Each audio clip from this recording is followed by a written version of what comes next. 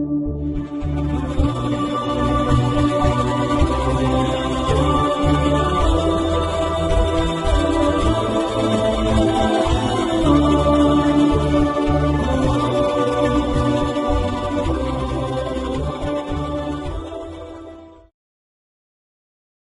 بالله من الشيطان الرجيم.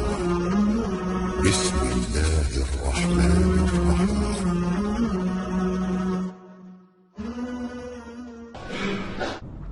Bismillahirrahmanirrahim. Assalamualaikum warahmatullahi wabarakatuh. Alhamdulillah wassalatu wassalamu ala Rasulillah wa ala alihi wa sahbihi wa man tabi'ahu wa mawalah. Bapak-bapak, ibu-ibu, hadirin hadirat, alim ulama, cerdik pandai, tokoh masyarakat, yang besar tak dihimbau gelar, yang kecil tak disebut nama. Insyaallah kita semua hamba-hamba dimuliakan Allah Subhanahu wa taala. Amin ya rabbal alamin. Malam ini kita akan mengkaji biografi orang yang sudah membebaskan manusia min zulumatil jahli ila nuril ma'rifah, dari jahiliyah musyrik kepada cahaya tauhid, dari mulai sejak lahir sampailah meninggal dunia. Kita akan break sejenak saat salat isya insyaallah. Nabi Ibrahim punya anak bernama Ishak. Ishak punya anak bernama Ya'qub. Ya'qub punya anak bernama Yusuf. Yusuf punya saudara bernama Yahuza. Cucu cicit Yahuza ini turun ke bawah, ada yang jadi nabi bernama Daud. Daud punya anak Sulaiman. Sulaiman bercabang dua ke kanan, Zakaria. Kemudian Zakaria punya anak Yahya. Habis. Kemudian jalurnya yang satu lagi dari Sulaiman tidak langsung punya anak bernama Imran. Imran punya anak bernama Maryam, dan Maryam punya anak bernama Isa. Habis. Jalur pertama. Nabi Ibrahim punya anak bernama Ishak. Ishak punya anak bernama Ya'qub. Ya'qub punya anak Bunyamin. Turun ke bawah berakhir pada Yunus. Ibrahim punya anak bernama Ishak. Ishak punya anak bernama Ya'qub. Ya'qub punya anak Yusuf. Yusuf punya saudara bernama Imran. Beda Imran di sini dengan Imran ayah Maryam. Imran punya anak bernama Musa, dan Musa punya adik saudara bernama Harun. Turun ke bawah Ilyasan. Ini nabi-nabi yang dikenal dengan Bani Israel. Israel nama lain dari Ya'qub. Ya'qub nama lainnya Israel. Cucu cicit dari Ya'qub itu disebut dengan Bani Israel. Sedangkan asal dari kata Yahudi adalah Ibrahim punya anak bernama Ishak. Ishak punya anak bernama Ya'qub. Ya'qub punya anak bernama Yusuf. Yusuf punya saudara Yahuza. Cucu cicit Yahuza disebut dengan Yahudi. Semua Yahuza Israel, tapi tidak semua Israel Yahudi.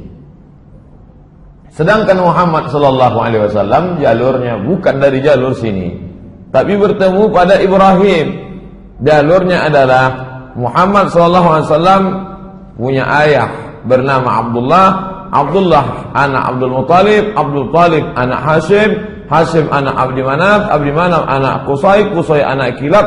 Kilab anak Murah. Murah anak Ka'ab. Ka'ab anak Lu'ay. Lu'ay anak Ghalib. Ghalib anak Fihir. Fihir anak Malik. Malik anak Nadar. Nadar anak Kinanah. Kinanah anak Khuzaimah. Khuzaimah anak Mudrikah. Mudrikah anak Ilyas. Ilyas anak Mudar. Mudar anak Nizar. Nizar anak Ma'ad. Ma'ad anak Adnan. Adnan bukan nabi, namanya dibuat warna. Apa warnanya ini? Adnan karena nasab yang sahih disebutkan nabi hanya sampai pada Adnan. Adapun dari Adnan ini ke atas banyak ikhtilaf sampai kepada Ismail, dan Ismail anak Ibrahim, mengalir darah Ibrahim dan Ismail pada diri Muhammad sallallahu alaihi wasallam. Nah, inilah nasab dia. Nasab kita Pak Ustaz, nanti pertemuan lain kita kaji. Pada subuh hari Isnin 12 Rabiul Awal menurut riwayat yang masyhur. Kalau ada nanti ustadz lain ceramah 9 Rabiul Awal, itu dia pakai dari kitab Ar-Rahiq Al-Maktum. Banyak pendapat tentang ini, tapi yang masyhur 12. Tahun pertama sejak peristiwa tentara bergajah, disebut dengan Amul Fil, tahun 571 kalau pakai kalender Romawi. Tahun 40 kekuasaan Kisra Anushirwan, raja Persia bernama Kisra.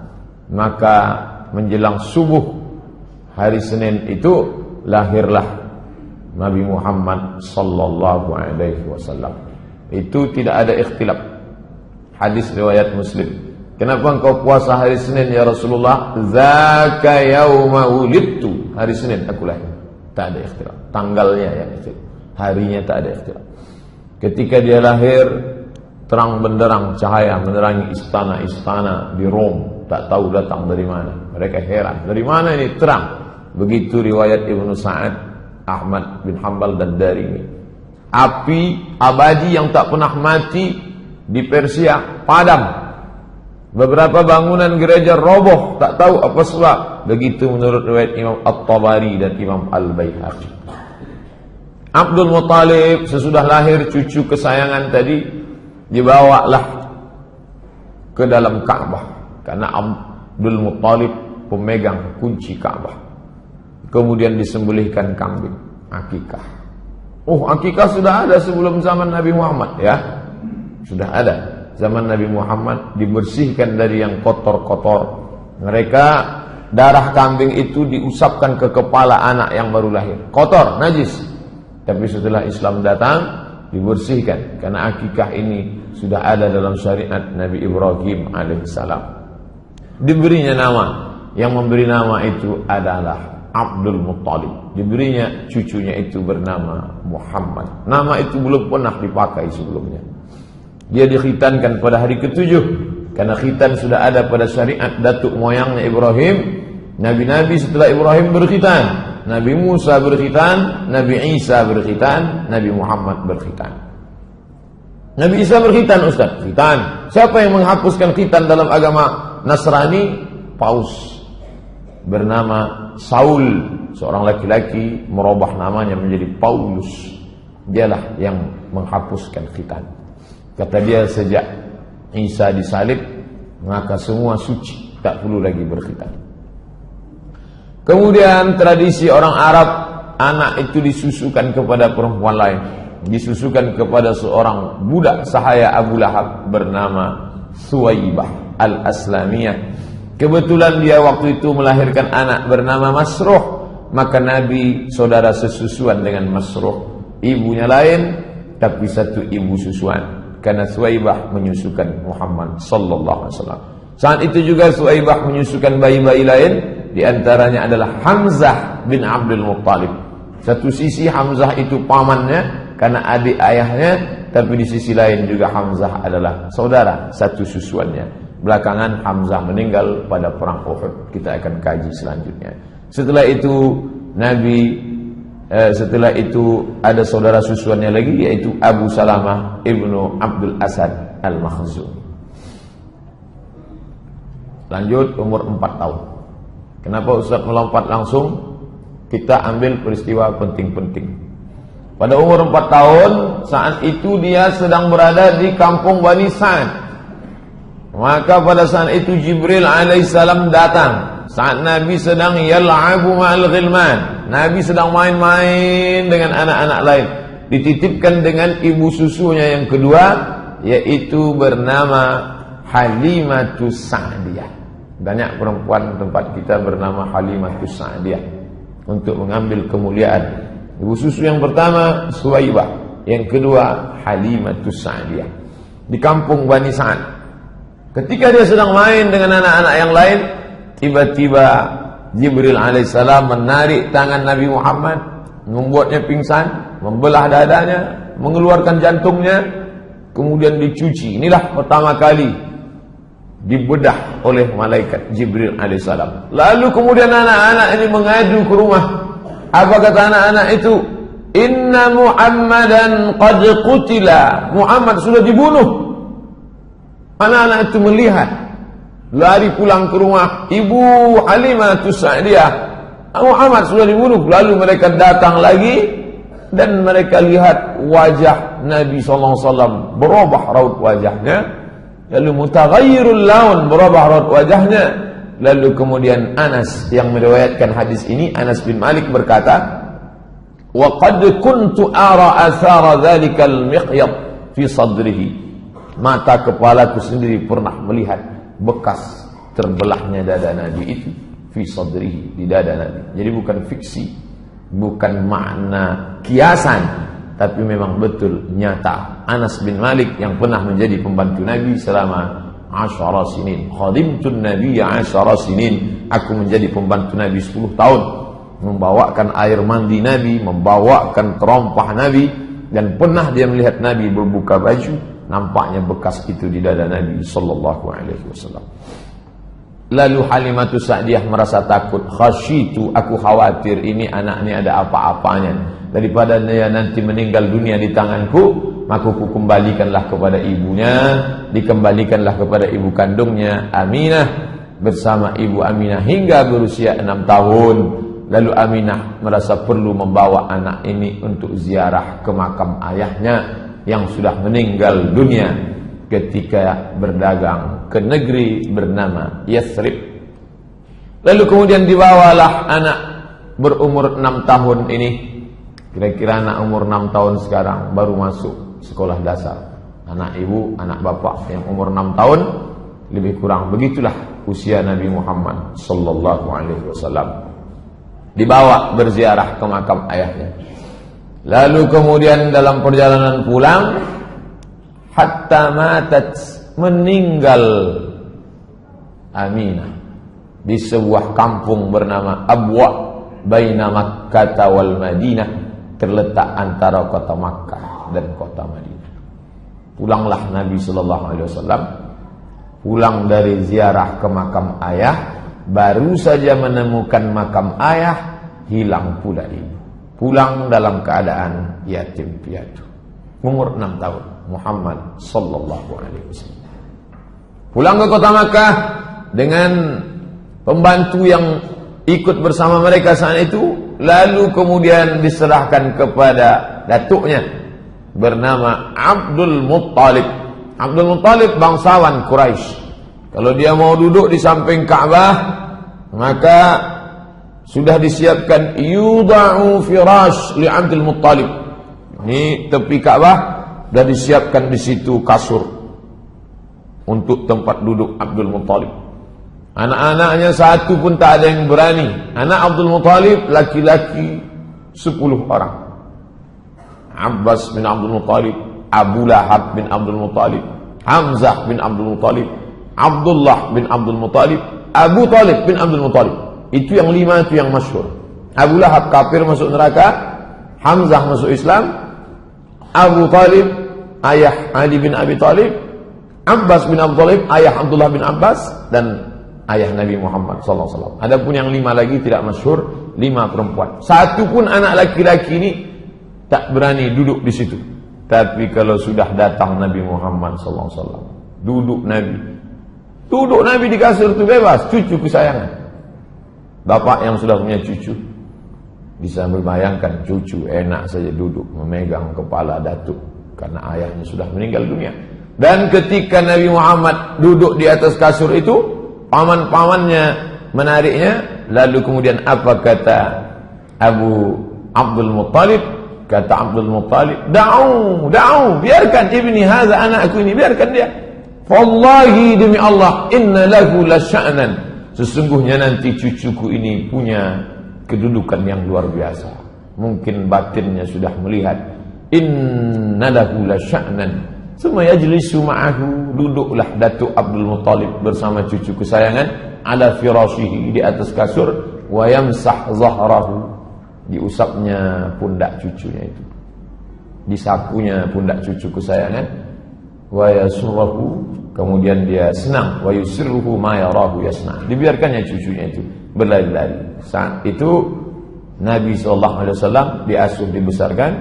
Kemudian pada umur 8 tahun 2 bulan 10 hari meninggal pula lah datuknya Abdul Muttalib.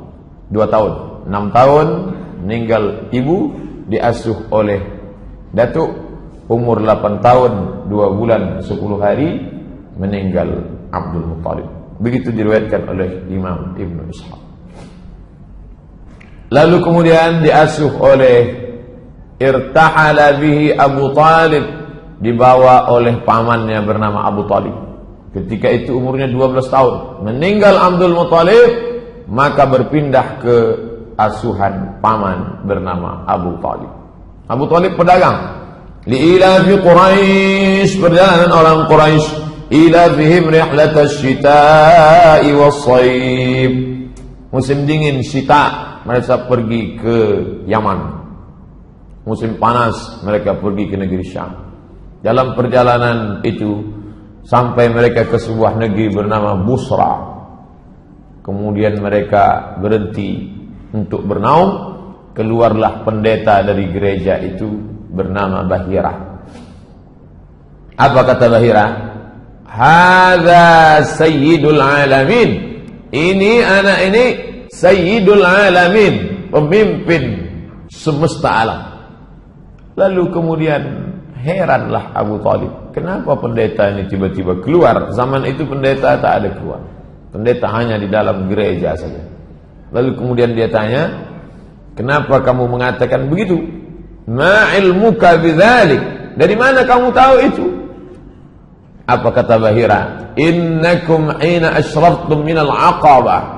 Ketika kamu tadi berada di atas bukit mau turun ke bawah, aku melihat lam yabqa hajarun wala syajarun illa kharra sajida.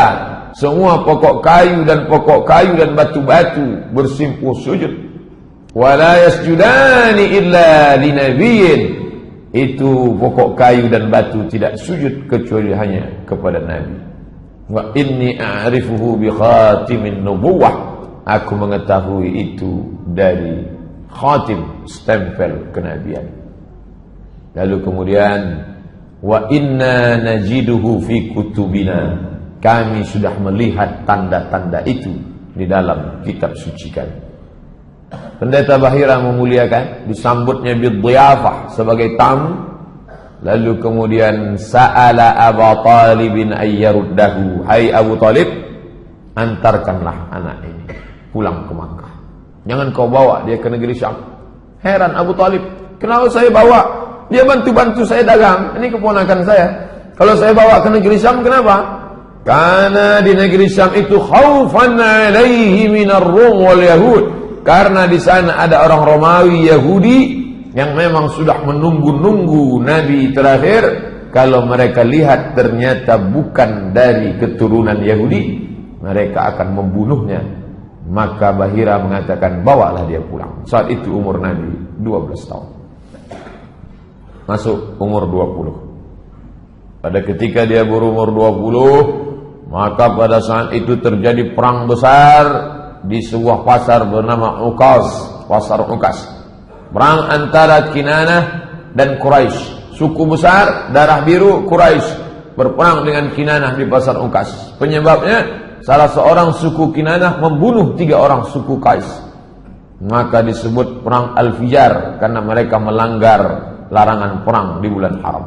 Nabi SAW ikut perang itu, menyiapkan anak panah untuk paman-pamannya. Anak panah yang panjang, di pangkalnya diberi bulu ayam, ujungnya diberi timah besi, seperti kita kemarin Sabtu Senin. Nabi SAW menyiapkan itu. Inilah perang pertama yang diikuti Nabi SAW dengan pamannya. Pekerjaan Nabi sehari-hari, Nabi mengembalakan kambing Bani Sa'ad. Bani Sa'ad suku yang besar, kambing mereka banyak. Dan Nabi SAW mengembalakan kambing-kambing itu.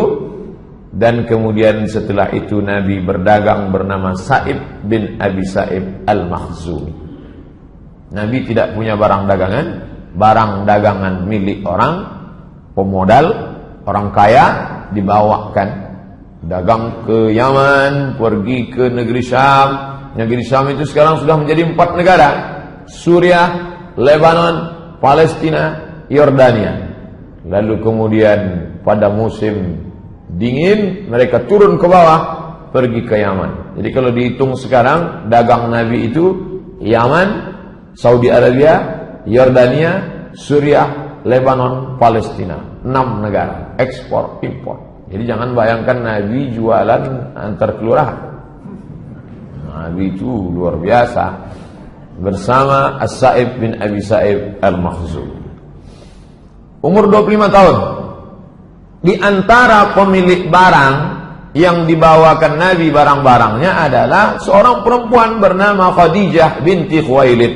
Imra'atun, seorang perempuan tajiratun, kaya, zata syarafin, mulia, wa malin, banyak harta. Banyak yang sudah meminang dia, tapi dia tak ada terima. Lalu kemudian setiap kali barang ini dibawa laku keras. Maka dia heran, dia cari informasi, siapa yang membawa barang yang laku ini? Ternyata yang membawa itu ada seorang anak muda berusia 25 tahun bernama Muhammad sallallahu alaihi wasallam. Lalu kemudian Nabi sallallahu alaihi wasallam itu digambarkan sebagai anak muda yang menarik, mulia, cerdas, rasional, jujur, amanah. Jadi kalau ada anak muda sekarang begini sifatnya, inilah umat Muhammad SAW. Jadi kalau dia lesu, bawaannya mau mati aja, mandi malas, bangun jam 9 pagi, itu bukan umat Muhammad SAW. Banyak sudah anak-anak muda penguasa mau meminang Khadijah, tapi tidak terima. Memang dia sudah tua, tapi karena orang kaya, duitnya banyak, nampak muda. Macam sekarang lah, banyak nampak muda. Itulah. Lalu kemudian Khadijah menyampaikan pesannya kepada perempuan bernama Nafisah binti Munabbih. Nafisah, tolong kau sampaikan ke Muhammad, kalau dia mau, aku mau menikah dengan dia. Ini dalil perempuan kalau nampak laki-laki itu soleh, jangan sia-siakan. Karena orang baik tak datang 2 kali. Nampak laki itu baik, bilanglah aku mau. Tapi jangan lewat SMS.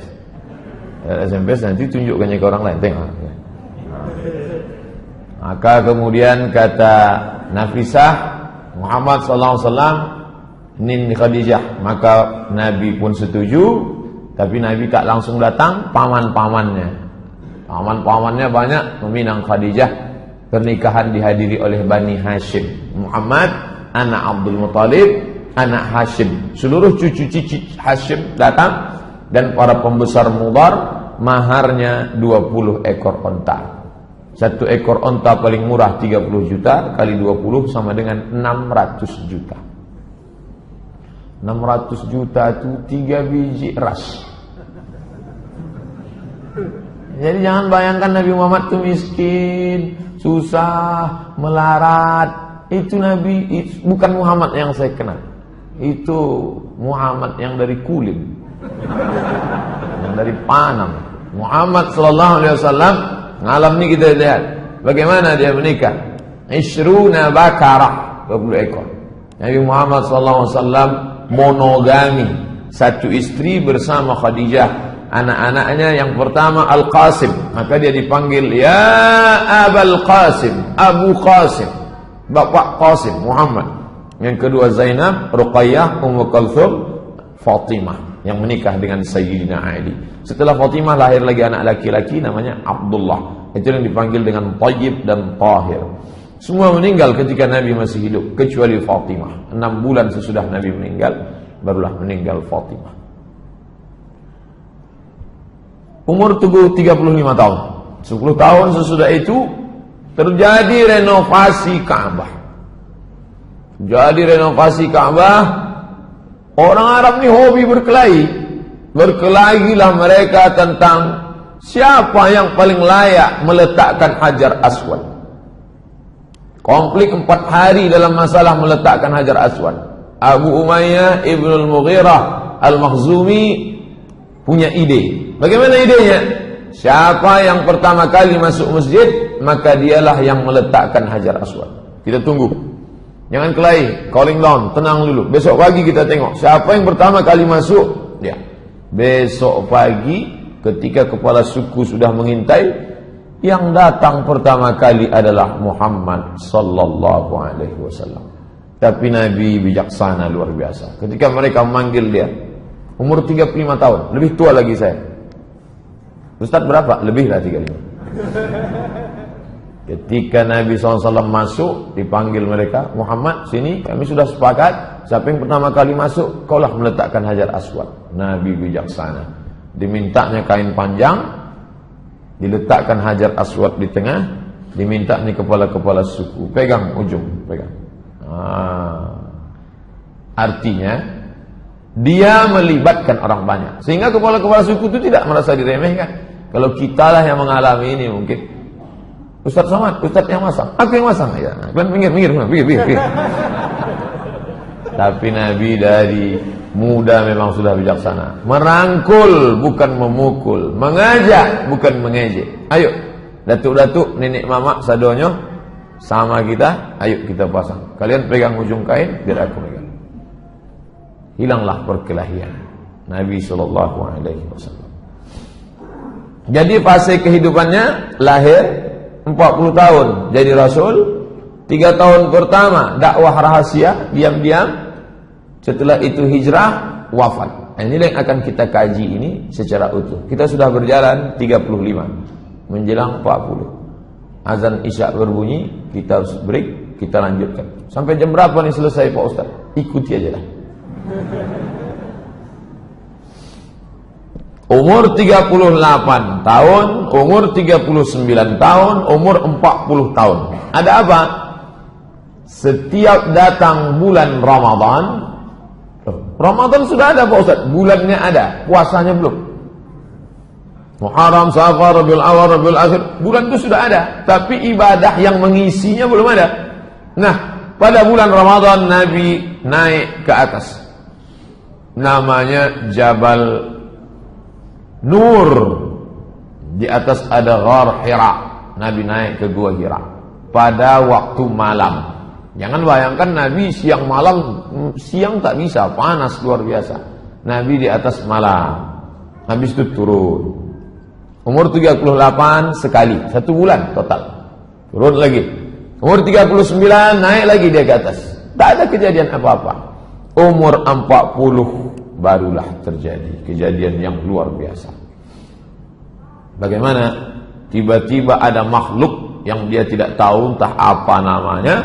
Makhluk itu kemudian memeluk dia erat, mengatakan, "Iqra, baca." Kata dia, "Ma'ana biqari." Aku tak bisa membaca. "Ma'ana biqari." Aku tak bisa membaca. Apa yang mesti ku baca? Sampai 3 kali. Sampai akhirnya makhluk itu membaca, "Iqra bismi rabbikal ladzi khalaqa.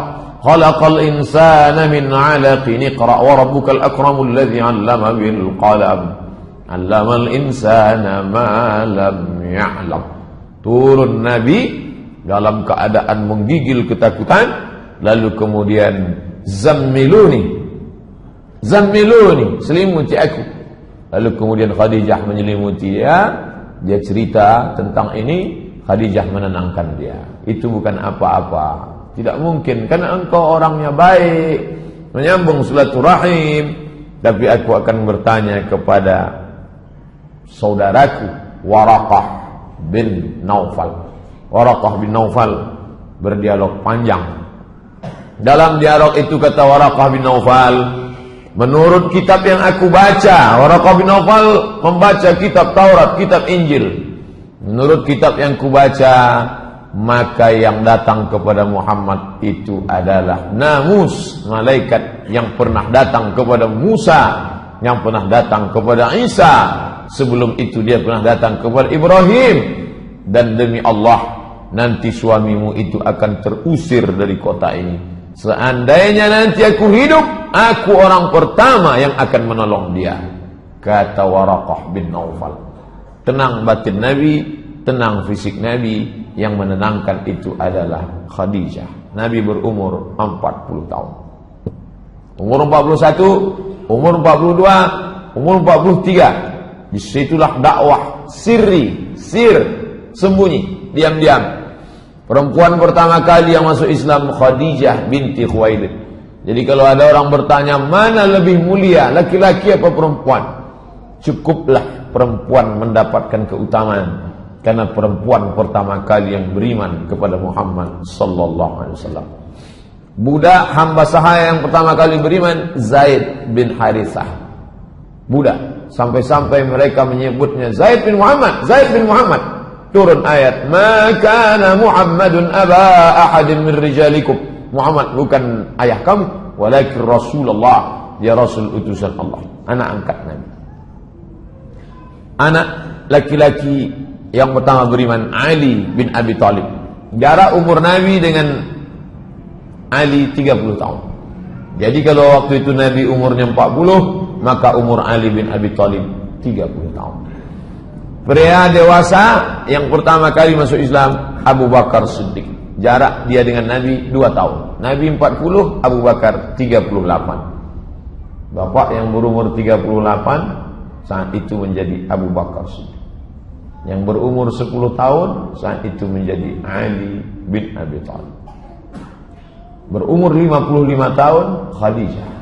Saat itu umur Khadijah 55 tahun. Utsman bin Affan berumur 35 tahun. Zubair ibn Awam, Abdurrahman ibn Auf, Sa'ad bin Abi Waqqas, Talhah bin Ubaidillah. Umar mana? Umar belum, belakangan. 41, 42, 43 dakwah secara rahasia. Person to person, dakwah fardiyah. Tabligh akbar seperti ini tak bisa dilaksanakan. Abu Jahal, Abu Lahab, Abu Talib, Abu Sufyan sudah mengintai, tak bisa. Makanya kalau ada yang tak datang malam ini, dia takut ditangkap oleh Abu Jahal.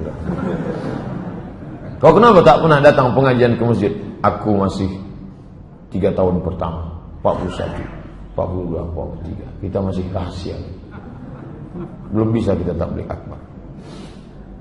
Umur 44 tahun, ini tak ada tawar-menawar, dakwah mesti terang-terangan. Nabi mengundang para pembesar Bani Hashim. Muhammad anak Abdullah, Abdullah anak Abdul Muttalib, Abdul Muttalib anak Hashim, cucu cicit Hashim diundangnya semua, paman-paman dia. Dan anak Abdul Muttalib, semua berjumlah 45 orang. Nabi Muhammad naik ke atas bukit Safa, kumpulkannya semua paman-pamannya, lalu dia tanyakan kepada mereka, seandainya ku katakan di belakang bukit Safa ini, di belakang bukit Safa ada bukit besar Jabal Abi Qubais. Jabal Abi Qubais itu sekarang dipotong, ada istana Raja Fahad di atas.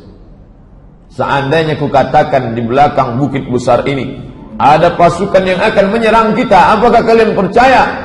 Kami percaya ya Muhammad. Sadaqnaka, kami percaya. Kenapa? Karena dari kecil pun kami sudah memanggil engkau Al-Amin. Tak pernah bohong, tak pernah tipu, tak pernah dusta. Seandainya ku katakan bahwa aku adalah Nabi dan aku sudah menerima wahyu dari Allah, apakah kalian percaya? Disitulah Abu Lahab marah. Tabban laka ya Muhammad, celakalah kau wahai Muhammad. Tabbat yada Abi Lahabin wa tabban, ma aghna anhu maluhu wa ma kasaba, sayasla naran dhata lahab, wa imra'atuhu hammalatal hatab, fi jidha hablum min masad. Jadi kalau begitu berapa tahun Abu Lahab itu sayang kepada Nabi Muhammad SAW? 44 tahun. 63 tahun, 44 itu sayang. Sisanya itu baru benci, peperangan, permusuhan yang luar biasa. Umur 44 sampai umur 53, disitulah rintangan mulai datang. Jamaah haji dihadang, tak boleh mendengarkan dakwah Muhammad. Jamaah haji, haji sudah ada Pak? Udah. Abu Jahal, Abu Lahab itu haji Abu Lahab. Cuman tak ditulis. Seandainya ditulis tabbat yada haji Abi Lahab wa tab. Itu haji-haji semua itu. Makanya kalau ada Pak Ustadz berat kami ke masjid ini, tak disokong oleh tokoh masyarakat haji ini. Haji Abu Jahal itu. Haji Abu Jahal. Nabi SAW diejek, ditertawakan, dibunuh karakter Nabi dengan kata-kata apa? Sahir, tukang sihir. Majnun, gila. Kadzab, pembohong. Asatirul awwalin, dongeng nenek moyang. Pertama, tembak karakternya. Jangan bunuh orangnya, bunuh karakternya.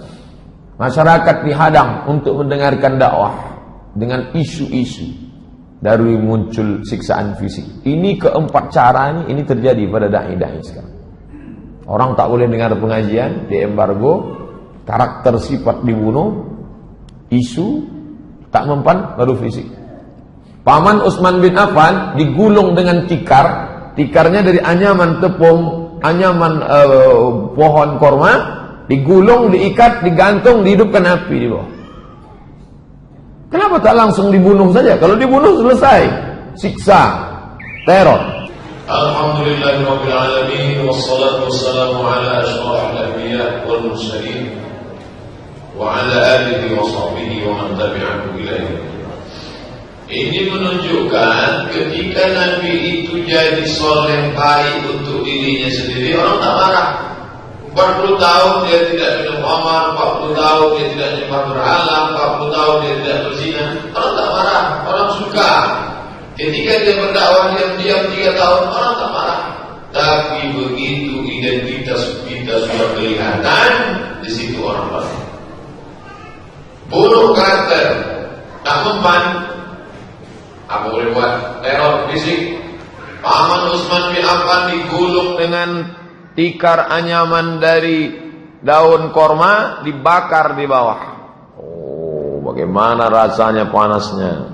Jadi makanya mengapa mereka itu sayang dengan imannya? Karena imannya itu diperjuangkan. Kita hampir tak pernah mengalami siksaan. Tak pernah mengalami siksaan. Mus'ab bin Umair tidak diberi makan dan minum oleh ibunya, diusir dari rumah. Jadi kalau ada adik-adik ikut pengajian remaja masjid, ibunya marah, kamu jangan ikut ngaji, teroris tuh. Jangan ikut pengajian, ISIS tuh. Nah, itu nasibnya sama dengan Mus'ab bin Umair. Mudah-mudahan maknya dapat hidayah. Kalau tak dapat, mati cepat. Suhaib bin Sinan Ar-Rumi disiksa sampai hilang ingatan. Gimana ceritanya itu berat sampai ingatan itu bisa hilang? Itu dialami oleh Suhaib Ibn Sinan Ar-Rumi. Rumi artinya dia orang Romawi, bukan orang Arab. Orang Romawi yang merantau ke Makkah.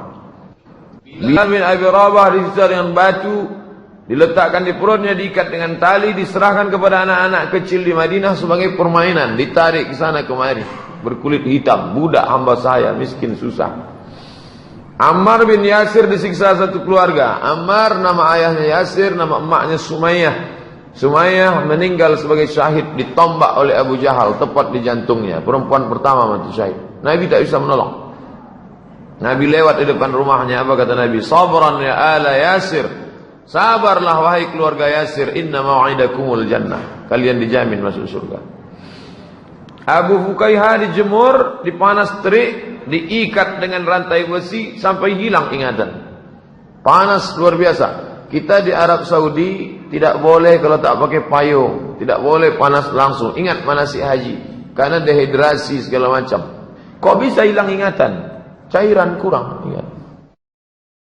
Khabbab ibn al-Arth disiksa dengan api. Zinnirah disiksa dengan sampai buta, hilang ingatan. Umur 44 sampai umur 55 teror bukan terhadap Nabi lagi. Kalau tadi terhadap Nabi, sekarang siapa yang membela Nabi, habis. Abu Talib yang membela. Abu Talib itu. Jawaban Abu Talib terhadap teror kafir Quraisy. Apa kata Abu Talib? Wallahi la yasilu ilaika bi jam'ihim hatta uwassila fit turafi dafina. Wallahi demi Allah wahai keponakanku, lan tidak akan yasilu ilaika bi jam'ihim. Mereka walaupun ramai tak akan bisa menangkap, membunuhmu. Hatta uwassida fit turabi, sampai aku ditimbun fit turab, di dalam tanah, dafina, sebagai mayat yang mati, terbujur kaku di dalam tanah. Begitulah cinta Abu Talib. Jangan kau takut. Teror apapun yang kau hadapi. Teror terhadap anak-anak Nabi. Anak-anak diteror. Apa salah anak Nabi? Abu Lahab memaksa kedua anaknya bernama Utbah bin Abi Lahab dan Utaibah. Utbah bin Abi Lahab, Utaibah bin Abi Lahab. Itu menikah dengan Ruqayyah dan Ummu Kalsum. Ceraikan. Tentu pukulan luar biasa. Anak menjadi janda. Gara-gara apa? Pukulan emosional. Seorang ulama kalau anaknya dipaksa harus melepaskan diri dari pernikahan, tentu dia tak sampai hati. Tapi ini dialami Nabi. Kedua anaknya Ruqayyah dan Ummu Kalsum. Ummu Jamil, Arwah binti Harb ibnu Umayyah, saudara kandung Abu Sufyan. Namanya Arwah, tapi panggilannya Ummu Jamil. Ummu ibu, Jamil cantik. Ummu Jamil bu cantik. Teror fisik, menebarkan duri-duri dan kotoran di jalan yang dilalui Nabi. Mana jalan yang selalu dilalui Nabi? Tebarkan kotoran, nonta, duri-duri. Makanya satu surat khusus untuk keluarga ini. Suaminya, tabat yada abi lahabi wa tab. Pekerjaannya, ma'ana anhu maluhu wa ma kasab. Sayasla naran dhata lahab. Istrinya, wa mra'atuhu hammalatal hatab. Fi jidha hablum min masad. Memang keluarga ini luar biasa. Ayat-ayat kisah teror. Ayat-ayat ini kalau kita baca, renungkan baik-baik, ini semua cerita tentang teror yang dialami Nabi. Wailul likulli humazatil lumazah. Celakalah bagi pengumpat dan pencela. Siapa itu? Umayyah bin Khalaf mengejek, mengumpat, mencela Rasulullah. Saudaranya bernama Ubay bin Khalaf meludahi wajah Rasulullah SAW. Maka ketika imam membaca ayat itu, renungkan dengan baik. Wailul likulli humazatil lumazah alladzi jama'a malan wa 'addada. Apa kerja mereka? Jama'a malan, mengumpulkan harta, wa 'addada, kumpul hitung. Datang Nabi, mereka caci, sumpah serapah, bahkan meludahi wajah Nabi. Wala tuti' kulla halafin mahin hammazim masya'im binamim manna'il lil khairi mu'tadin athim utullim ba'da dhalika zanim. 9 sifat Al-Aqnas Ibnu Syarik Al-Thaqafi. Itu kronologisnya, ada orangnya semua itu. Apa arti ayat ini? Banyak mencela, pergi ke sana kemari menyebar fitnah. Zaman dulu orang kalau menyebar fitnah masuk rumah ini, fitnah masuk. Sekarang enggak, share. Twitter, BBM, WhatsApp, Facebook. Andai mereka ini dulu hidup zaman sekarang, banyak paketnya ini, 5 giga, 8 giga. Banyak menghalangi orang buat baik. Siapa mau buat baik? Siapa yang masuk Islam? Halangi. Melampau. Tengok sistem kerjanya pas gaya kerja Ahokers. Ini otak-otaknya semua. Ini semua ada. Zaman berganti, musim berubah. Tokoh-tokoh yang membela Islam bunuh karakternya. Apakah ada tokoh itu yang anaknya? Mungkin ada, kita tak mengerti. Mereka tak pernah mengadu. Tokoh-tokoh Islam itu hanya mengadu kepada Allah Subhanahu wa taala. Fala saddaqa wala shalla. Mereka tak mau percaya dan tak mau salat. Siapa itu yang dimaksud? Abu Jahal. Mendengarkan bacaan Quran tapi tak mau percaya. Kalau ada orang salat dihalanginya. Pernah Nabi salat di samping Ka'bah, diajaknya anak-anak muda, cekik kepala, bungkup pakai kain hitam, diikat, disiramkan kotoran onta. Fala saddaqa wala shalla. Apa strategi yang dilakukan Rasulullah? Pertama, perlu markas Islamic Center, pusat kajian Islam. Di mana? Rumah Al-Arqam bin Abil Arqam sebagai pusat kegiatan. Inilah perlunya sekretariat. Nah, ini dalil bagi adik-adik yang buat remaja masjid. Kami bingung nih Pak, tak ada sekretariat. Nah, ini dalilnya. Sekretariat Irma, FSRMM, sekretariat Fodamara. Nah, dari ini dalilnya. Minta mereka dapat satu, bersedekah rumah Al-Arqam bin Abil Arqam. 2, mencari peluang baru. Amati Mikir, kira-kira kemana kita pindah? Dunia ini tak sempit, luas. Maka muncullah ide sebagian sahabat mengungsi ke Habasyah. Habasyah itu Abyssinia. Di mana itu sekarang? Ethiopia, Afrika. Dari Makkah menyeberang turun ke Yaman, dari Yaman menyeberang Laut Merah, Djibouti, dari Djibouti masuk. Kalau ke atas Mesir, dari Makkah naik ke Yordania, menyeberang Laut Merah ke Mesir. 2 hari 2 malam naik kapal laut. Mereka dulu naik onta, menyeberang laut, naik bahtera. Umur 45 tahun Nabi hijrah ke Habasyah, Ethiopia. Bulan Rajab tahun ke-5 kenabian. 12 orang laki-laki, 4 orang perempuan. Ketuanya Utsman bin Affan dan istrinya bernama Ruqayyah. Istri Nabi, anak Nabi yang dipaksa cerai dari anak Abu Lahab, dinikahi oleh Utsman. Mereka hijrah, 12 orang. Tak tahan lagi di Makkah. Luar biasa tekanan. Maka cari tempat baru. Mana? Hijrah. Alam takun ardullahi wasi'atan fatuhajiru fiha. Jadi kalau ada di antara kita yang ke Pekanbaru ini hijrah, jangan berkecil hati. Hijrah mencari nafkah, hijrah mencari hidup. Mereka dulu hijrah melepaskan diri dari tekanan. Hijrah kedua, ini lebih banyak. 83 laki-laki, 19 orang perempuan. Rombongan kedua hijrah ke Habasyah. Celakanya orang kafir Quraisy ini.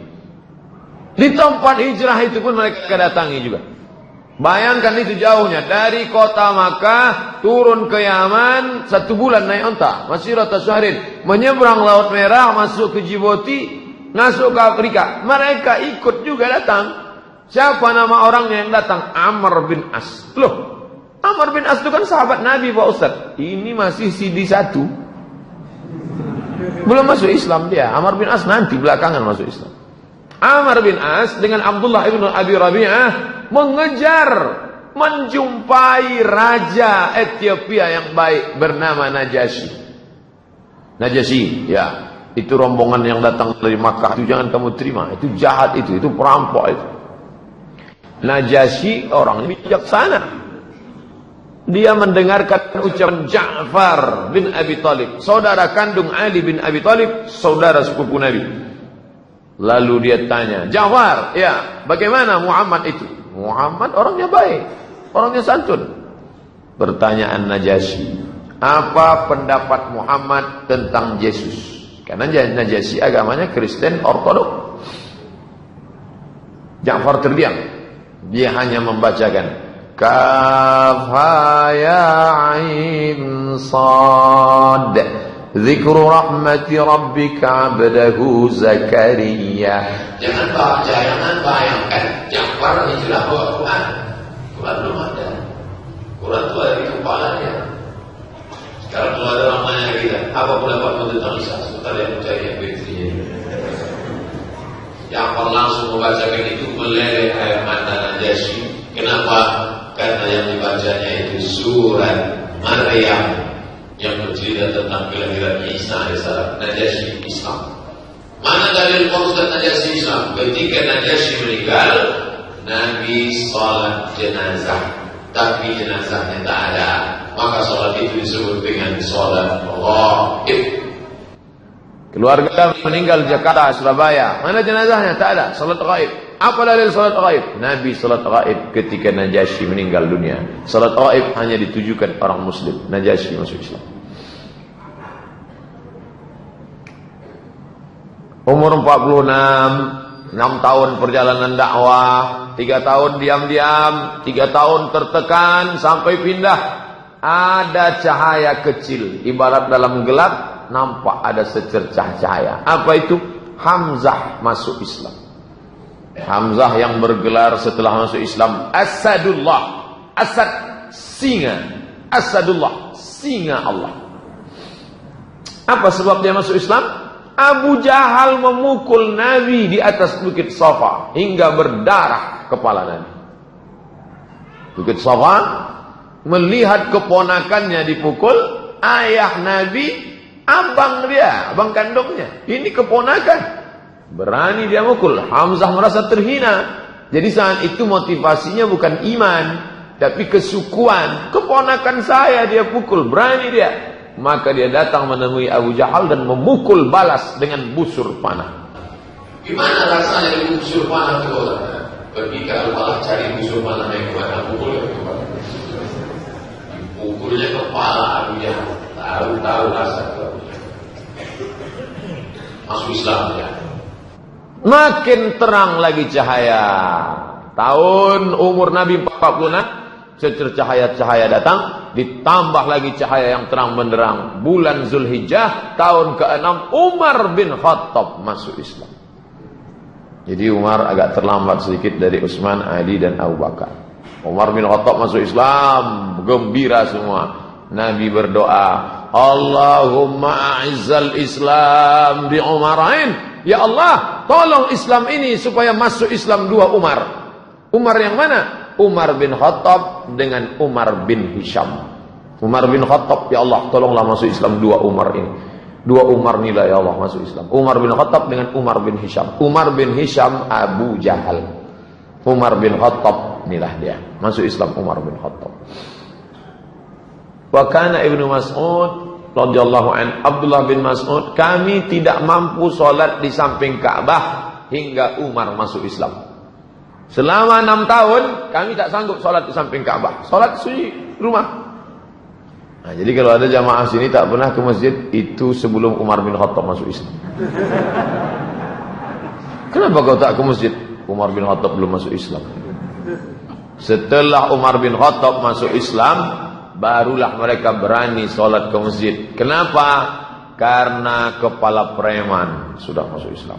Umar bin Khattab kekar pemenang juara gulat setiap tahun di pasar Ukas, juara bertahan. Baca Quran, tak ada orang berani baca Quran dengan suara keras sebelum Umar bin Khattab masuk Islam. Setelah Umar bin Khattab masuk Islam, berani mereka. 2 sekali dalam tahun itu, Hamzah dengan Umar ibn Khattab. Akhirnya pertolongan itu datang. Mulailah, kalau tidak bisa dengan cara keras, kalau cara keras, ini singa Allah sudah siap, Umar sudah siap, Hamzah sudah siap, maka dengan cara lunak, tawaran damai. Cerita berganti, musim berubah. Dari dulu sampai sekarang cara itu begitu saja. Isu, teror, kalau tak mempan, tawaran. Mahkota, harta, wanita. Al-Aswad bin Abdul Muttalib bin Aswad bin Abdul Uzza, Al-Walid bin Mughirah, Umayyah bin Khalaf, As bin Abi Sami mengajak beribadah. Muhammad, kami sudah capek. Jadi gimana? Gimana kalau kita ganti-gantian aja lah. Kami sembah Allah sebulan, habis itu kau sembah Tuhan kami sebulan. Deal or no deal? Turun ayat. Qul ya ayyuhal kafirun, la a'budu ma ta'budun. Wala antum abiduna ma'abud, wala ana abidu ma'abadtum, wala antum abiduna ma'abud, lakum dinukum. Tak mempan, tawaran damai tak laku. Damai tak laku, kumpul lagi mereka, lebih keras lagi daripada itu. Umur 47, dahsyat. Tahun embargo. Tidak lagi di embargo Muhammad sendiri, satu suku. Bani Hashim, Bani Abdul Muttalib di embargo. Apa embargonya? Tidak boleh ada pernikahan. Bani yang lain tidak boleh menikah dengan Bani Hashim dan Bani Abdul Muttalib. Muhammad anak Abdullah, anak Hashim. Seluruh Bani Hashim. Hashim anak Abdul Muttalib. Seluruh Bani Hashim, seluruh Bani Abdul Muttalib. Tidak boleh ada orang Arab yang menikah dengan Bani Hashim dan Bani Muttalib. Tidak boleh ada transaksi jual beli. Tidak boleh duduk-duduk bersama mereka. Tidak boleh interaksi sosial, tidak boleh masuk ke rumah mereka, tidak boleh bicara dengan mereka sampai mereka menyerahkan Muhammad untuk dibunuh. Ditulis, ditempel di dinding. Yang nulis itu siapa? Baghid ibnu Amir ibnu Hisham. Nabi mendoakan dia, ya Allah, laknat si Baghid ini, lumpuh tangannya. Itu dalil boleh melaknat orang. Jadi kalau ada yang suka menulis-nulis gini, share-share, doakan, lumpuhkan jempolnya Allah. Besok tak bergerak lagi. Di masa sulit ini Abu Thalib khawatir mereka membunuh Rasulullah. Ini genting ini. Abu Thalib itu juga lah yang menolong. Ini keponakan, ayahnya saudara kandungku, anak ini tunggal, dari kecil sudah kujaga. Maka dia takut ini terbunuh. Kemana-mana Nabi dia selalu bersama. Sampai tempat tidur Nabi pun dijaga. Begitu cinta Abu Thalib. Dia memerintahkan Rasulullah agar tidur di tempat tidurnya. Muhammad jangan tidur sendiri. Umur Nabi sudah 47 tahun. Kau tidur di sini karena mungkin mereka akan mengutus pembunuh di tengah malam. Dia perintahkan anak-anaknya mengawal Rasulullah. Anak-anakku, Ali, Ja'far, yang lain, kawal saudara kalian ini. Karena Nabi SAW tak punya saudara kandung laki-laki. Ali bin Abi Thalib itulah saudara dia. Ja'far bin Abi Thalib itulah dia. Anak-anak inilah dia. Umur 50, 3 tahun lamanya embargo itu. Kertas embargo tersobek. Hisham ibnu Amar dari Bani Amir ibnu Lu'ay, dialah yang merobek kertas itu. Apa ini kata dia? Dia cabut. Lalu kemudian apa hubungan dia dengan Nabi? Lagi-lagi hubungan darah. Ibunya bernama Atikah binti Abdul Muttalib. Abdul Muttalib kakeknya Nabi. Berarti kalau begitu makcik Nabi SAW. Mak dia makcik Nabi. Masih keluarga Nabi SAW. Hubungan darah. Bangkit emosinya, dia marah, dia cabut itu. Habis embargo, cara lunak lagi. Lobi-lobi kafir musyrik kepada Abu Thalib. Abu Thalib ini kuncinya. Maka kalau dia sudah tunduk, tunduk. Maka mereka mulai terus datang merayu dengan segala macam merayu. Ternyata ujian sekarang tidak datang dari kafir musyrik, tapi ujian datang dari Allah Subhanahu wa taala. Selama ini kalau susah tempat bergantung Khadijah, tempat mengadu Khadijah. Kalau tak Khadijah, Abu Thalib, Abu Thalib Khadijah. Di saat yang sama kedua-dua tempat bergantung itu patah. Putus. Tak ada lagi tempat mengadu. Kedua tempat berpegang itu patah. Abu Thalib dan Khadijah wafat. Maka tahun itu disebut dengan Amul Huzn, tahun duka cita. Apa hikmah di balik ini? Jangan bergantung kepada manusia. Allah ingin supaya kita hidup ini hanya bergantung kepada Dia. La haula. Bergantung kepada paman, paman mati. Bergantung kepada istri, istri meninggal. Bergantung kepada harta, harta binasa. Bergantunglah kepada Dia. Idza dhaqat 'alaika dunya, kalau sempit dunia maka katakan ya Allah. Apa sulitnya Allah menolong Nabi Muhammad? Mudah. Innama amruhu idza arada syai'an ay yaqula lahu kun fayakun. Kenapa dia buat kehidupan Nabi ada naik, ada turun? Supaya kita hidup ini manusiawi, bukan hidup malaikat. Hidup kita ini hidup manusia, bukan hidup malaikat di surga. Nabi menikah dengan Saudah binti Zam'ah.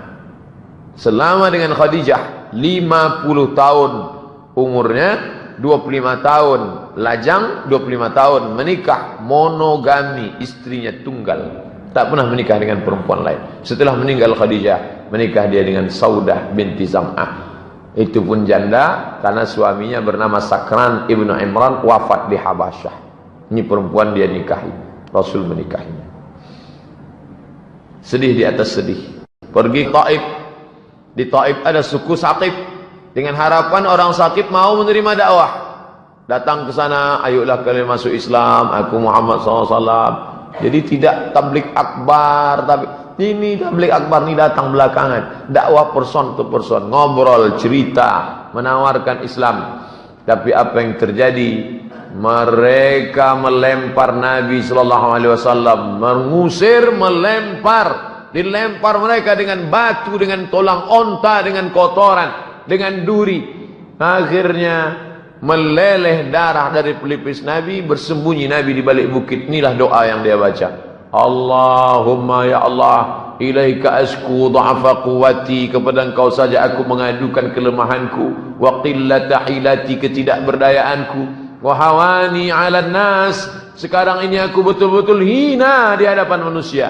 Ya arhamar rahimin, anta rabbul mustad'afin, Engkau Rabb tempat mengadu, tempat meminta semua orang yang lemah. Wa anta rabbi, engkau Rabbku. Ila man takiluni ila ba'idun yatajahhamuni. Kemana lagi aku bersandar kalau bukan kepada engkau? Apakah ke tempat yang jauh, tempat aku merasa asing?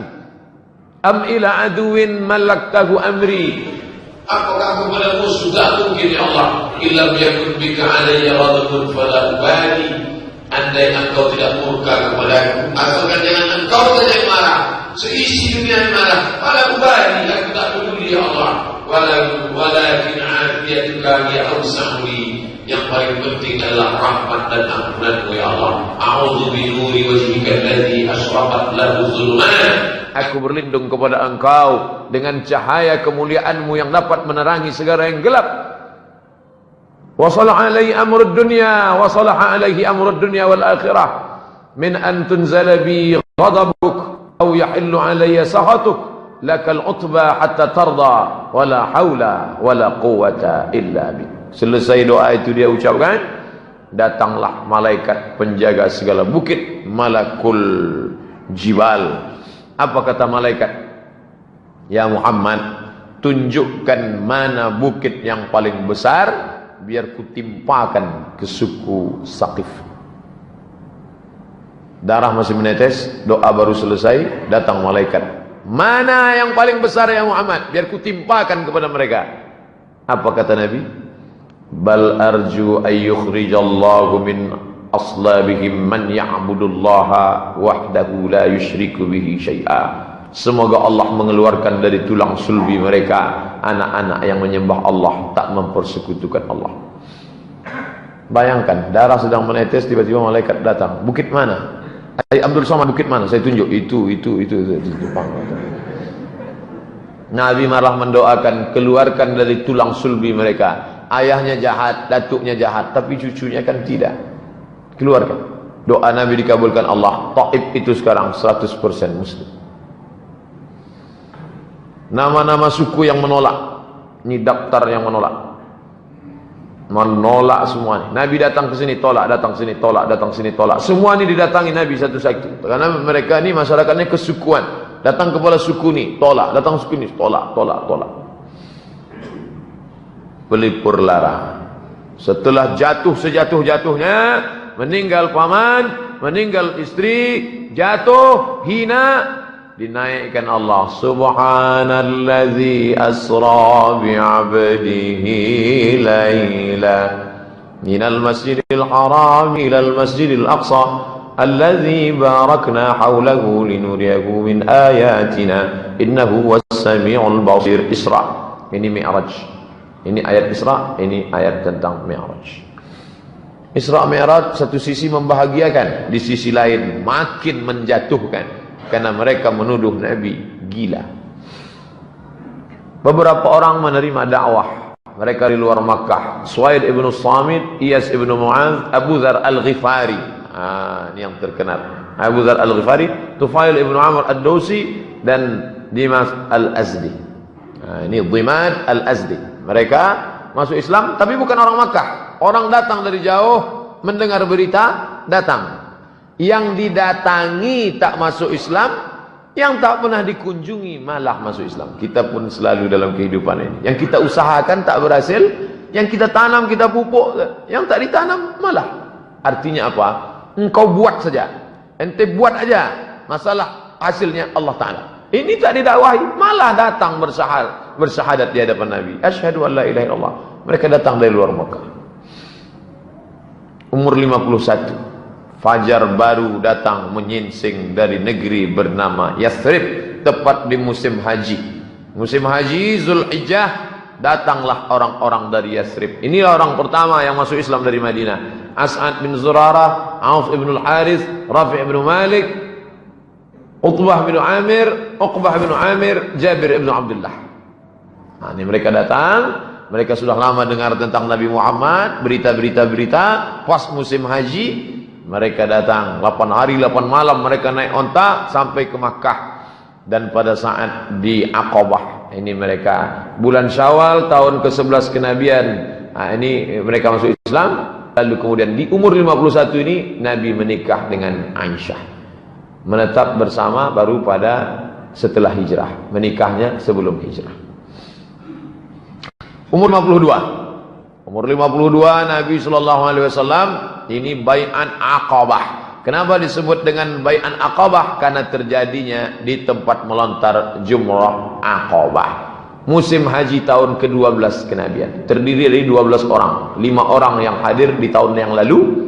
Yang 5 tahun lalu ditambah lagi yang 7 ini.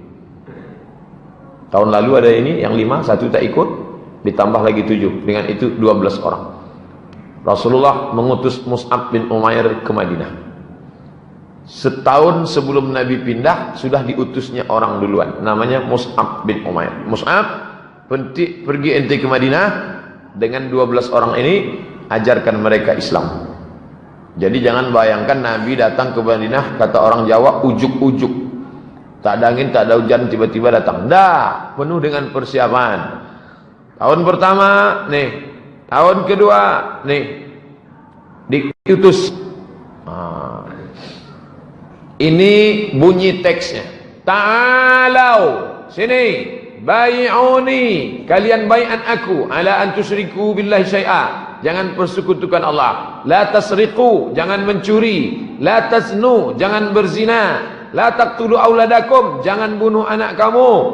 La ta'tu bi buhtanin, jangan sebar isu-isu, dan sampai akhir. Nah, ini larangan-larangan, jangan begini, jangan begini. Udah, ini yang disebut dengan bai'at. Sekarang banyak aliran-aliran pakai bai'at. Ente ngaji sama Ustaz Somad udah ada bai'at? Tak ada. Itu tak sah Islam itu.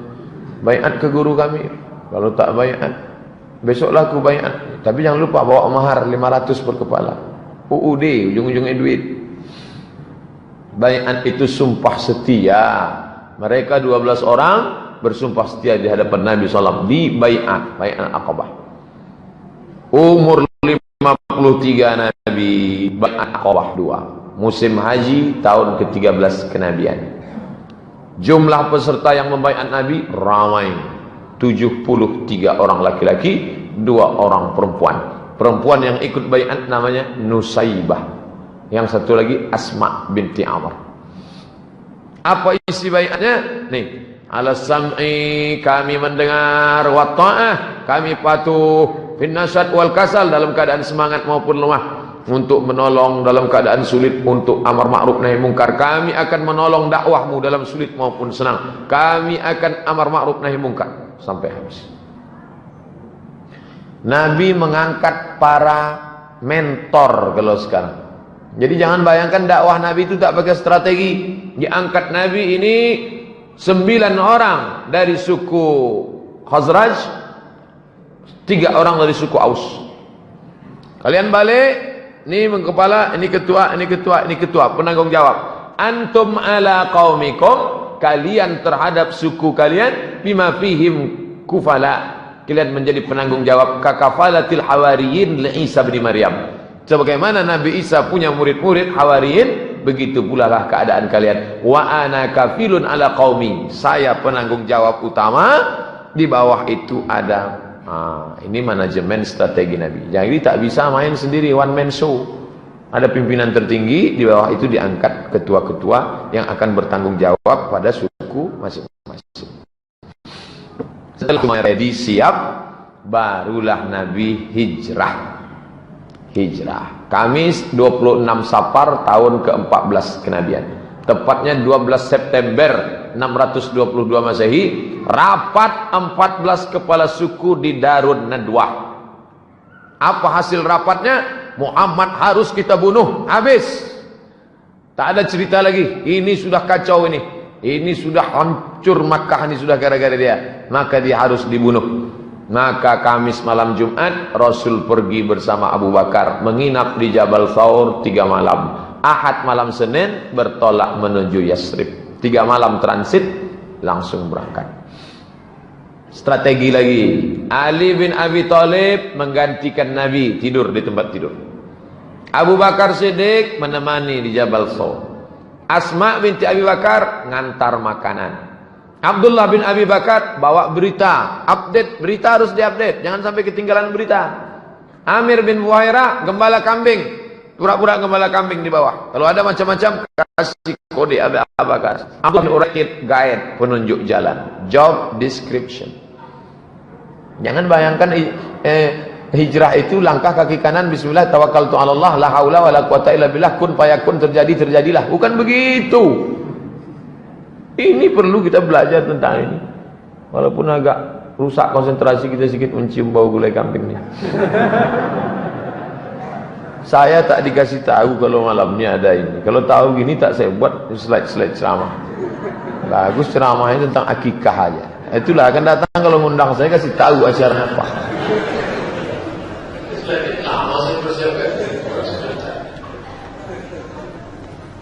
Umur 54 tahun Nabi pun hijrah.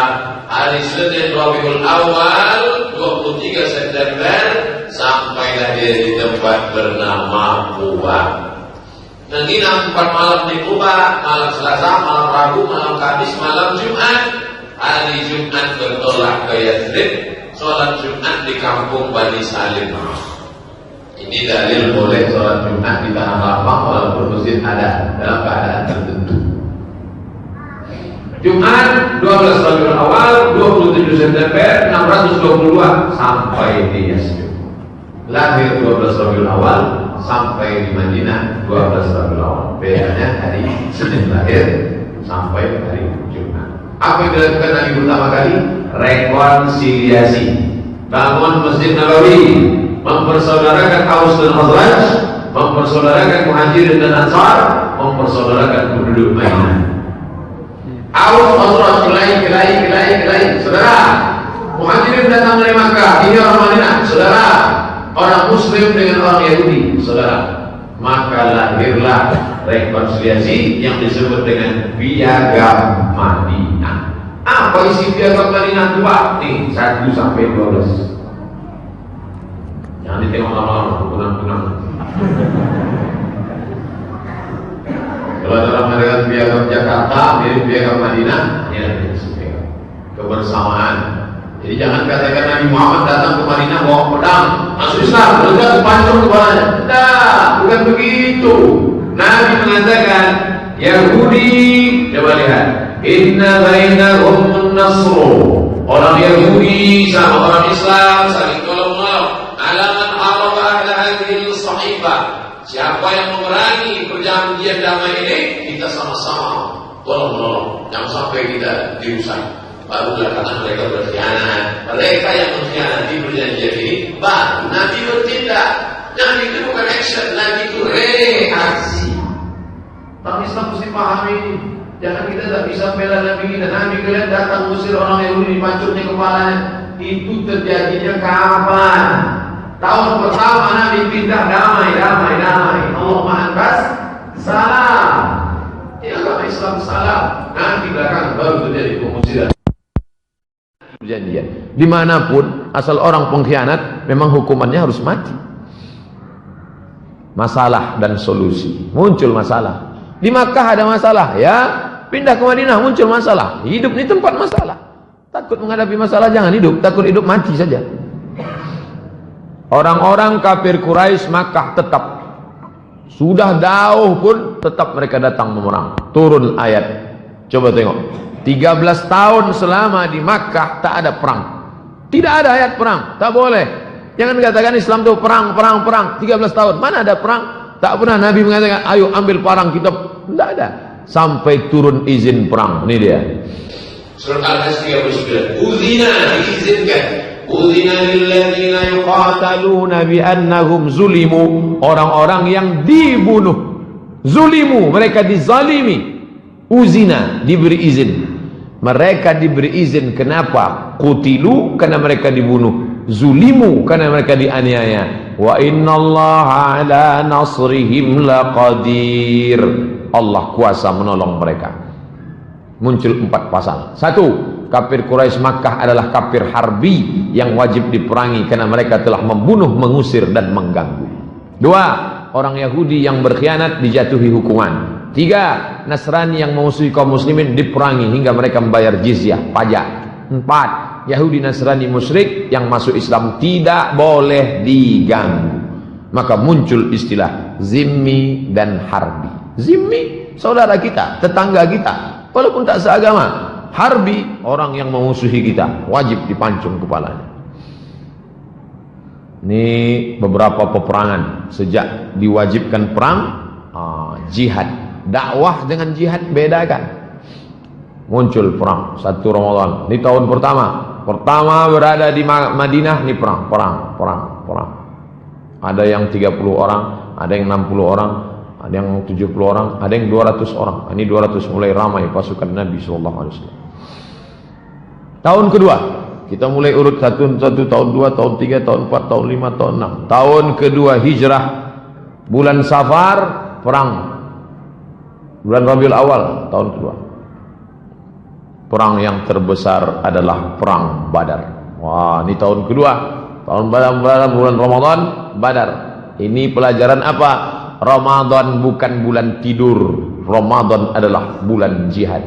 Berapa jumlah kaum muslimin? 313 sampai 319. Hasilnya 50.000 dinar, 1 dinar 4,25 gram, 1 gram emas 4,25 gram, 500 lebih kurang 2 juta. 2 juta kali 50.000 sama dengan 100 M. Tahun kedua itu kaum muslimin mendapatkan harta rampasan perang 100 miliar. Apakah perangnya itu hadiah dari Allah? Pakai strategi. Pertama, berkemah di dekat oase agar mampu menguasai persediaan air. Sahabat angkat tangan, ya Rasulullah, ya, apa ada wahyu di mana kita berkemah? Tak ada wahyu. Kalau gitu kita kemah di sini ya Rasulullah. Supaya apa? Supaya air kita kuasai. Kita sudah menang 1-0. Nanti musuh airnya habis, kemana dia? Oh. 2, keluar dari kemah di awal waktu. Ini Nabi mengajak. Besok pagi-pagi kita keluar. Ini dan perang. Mana matahari terbit? Sana, kita berkemah di sana. Berkemah tempat matahari terbit supaya ketika matahari muncul, mata musuh silau. Sudah menang 2-0. 3, kita mesti tahu jumlah musuh itu berapa. Maka dijaga tempat air. Malam-malam datang kafir musyrik ngambil air, ditangkap, diinterogasi. Kebetulan yang ngambil air itu kan biasanya tukang masak. Berapa ekor onta kalian potong setiap hari? Tanya dia. Ente yang masak? Iya. Berapa yang kalian potong onta? Kata dia antara 9 sampai 10 ekor. Langsung Nabi ngambil kesimpulan. Berarti jumlah mereka 900 sampai 1000 orang. 300 melawan 1000 orang. Nabi berdoa dari Isya sampai subuh. Salat Isya malam itu, malam Jumat tanggal 17 Ramadan, Nabi berdoa dari Isya sampai subuh. Jatuh sorban burdahnya, datang Abu Bakar menaikkan ke pundaknya. Berhentilah ya Rasulullah, tidurlah, besok kita perang. Kata Nabi, tidak, sampai sholat subuh. Itu menunjukkan Nabi fisik luar biasa. Berapa umur Nabi waktu itu? 55 tahun. Hari ini umat Muhammad 55, sedang ke rumah sakit, baru mendapat surat keterangan dokter. Apa pertolongan Allah? Pasukan malaikat turun hujan menguatkan kaki mereka. Abu Jahal mati. Mampus juga Abu Jahal itu aja. Baru puas saya, dari tadi saya menahan-nahan. Dah, bulan Syawal tahun kedua, Bani Qainuqa berkhianat. Nih, Yahudi pertama yang pengkhianat, Bani Qainuqa berkhianat. Usir. Pengusiran Bani Qainuqa dipimpin Hamzah, singa Allah, Abdul Muttalib. Tahun ketiga, inilah dia peta perang Uhud. Perang Uhud kaum muslimin kalah. Tahun 2 melambung menang. Tahun ketiga jatuh. Hidupnya ada pasang surut. Ini Jabal Rumat namanya. Jabal Rumat, Rumat artinya pasukan pemanah. Bukit yang besar-besar ini disebut Uhud. Ahad artinya satu. Ahad. Kalau bersatu ini Uhud namanya. Uhud. Jadi kalau kita tegak di Jabal Rumat yang kecil ini, nampak bukit besar, itulah Uhud. Jadi kadang penunjuk ini salah. Bapak Ibu, kita sedang berada di Jabal Uhud. Bukan, itu Jabal Uhud. Jabal Rumat, pasukan pemanah. Ini pasukan kaum muslimin. Ini pasukan musyrik berhadapan-hadapan. Ini air. Wadi, lembah tempat air, banyak air di sini. Kata Nabi, pasukan pemanah kalian di atas ini, 70 pemanah. Kalian memanah dari atas ke bawah. Nah, itu yang kemarin praktik memanah ke bawah. Tidak kuat gitu. Nanti jatuh kemana? Kepada orang kafir. Jatuh, supaya panahnya jatuhnya kemari. Nah, jatuh. Apapun yang terjadi, kalian jangan turun. Kalau aku di bawah ini menang, kalian jangan turun. Kalau aku kalah, kalian jangan turun. Apapun yang terjadi, jangan turun. Ketika pasukan Nabi di bawah menang, pasukan pemanah turun berebut harta rampasan perang.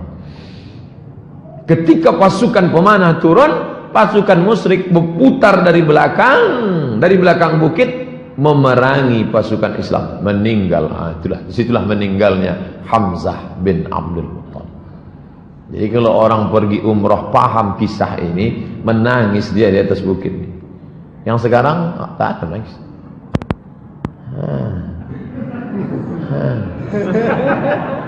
Tak paham dia cerita itu apa yang ada di situ. Naik orang naik, dia turun orang turun. Cerita. Suwarun haqiqiyah li mauqi'i ghazwati Uhud. Inilah gambar hakikat kebenaran tentang perang Uhud tahun kedua. Meninggal Hamzah bin Abdul Muttalib. Meninggal Hamzah pada peperangan ini. Setelah kafir musyrik pulang, Nabi mencari jenazah Hamzah. Karena Hamzah lah sinar pertama Islam bangkit. Dia cari makam paman, jenazah pamannya itu, dia tengok telinganya digunting, hidungnya mereka potong, mereka tusuk pakai benang, mereka jadikan buah rantai liontin, jubahnya robek, ditengok rupanya jantungnya sudah hilang, dikunyah oleh Hindun dendam kesumat. Nanti kalau Hamzah mati akan kukunyah.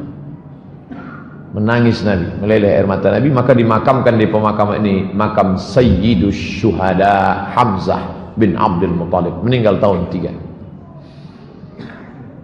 Tahun keempat, Nabi mengirim da'i.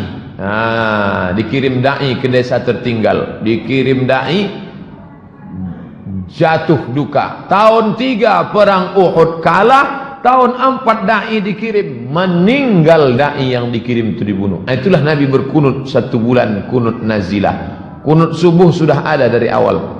Kata Imam Asy-Syafi'i dalam kitab dari awal kunut subuh sudah ada. Tapi ketika muncul musibah ini, disitulah Nabi menambahkan laknat dalam kunutnya.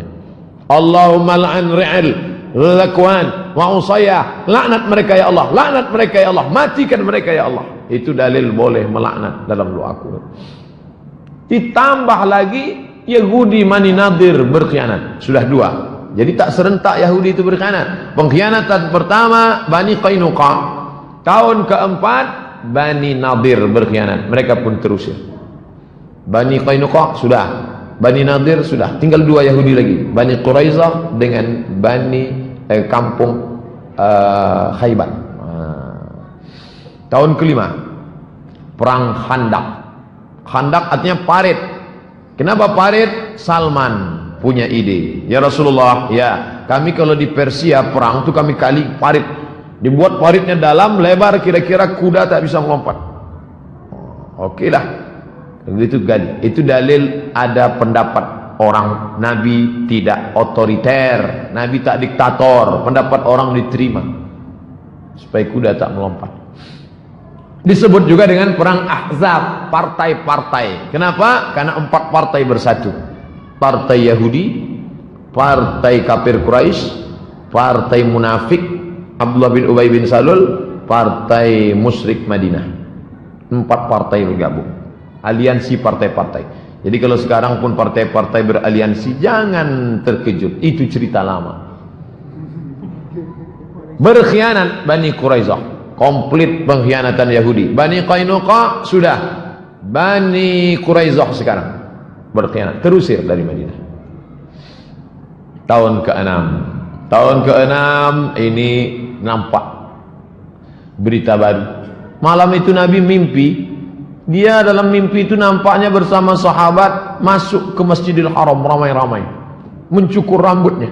Pagi itu dia cerita, ya ashabi, hai para sahabat, ya tadi malam aku bermimpi kita rasanya masuk ke Masjidil Haram. Apa kata sahabat? Itu pertanda kita harus ke sana ya Rasulullah. Ayo kita ke Makkah.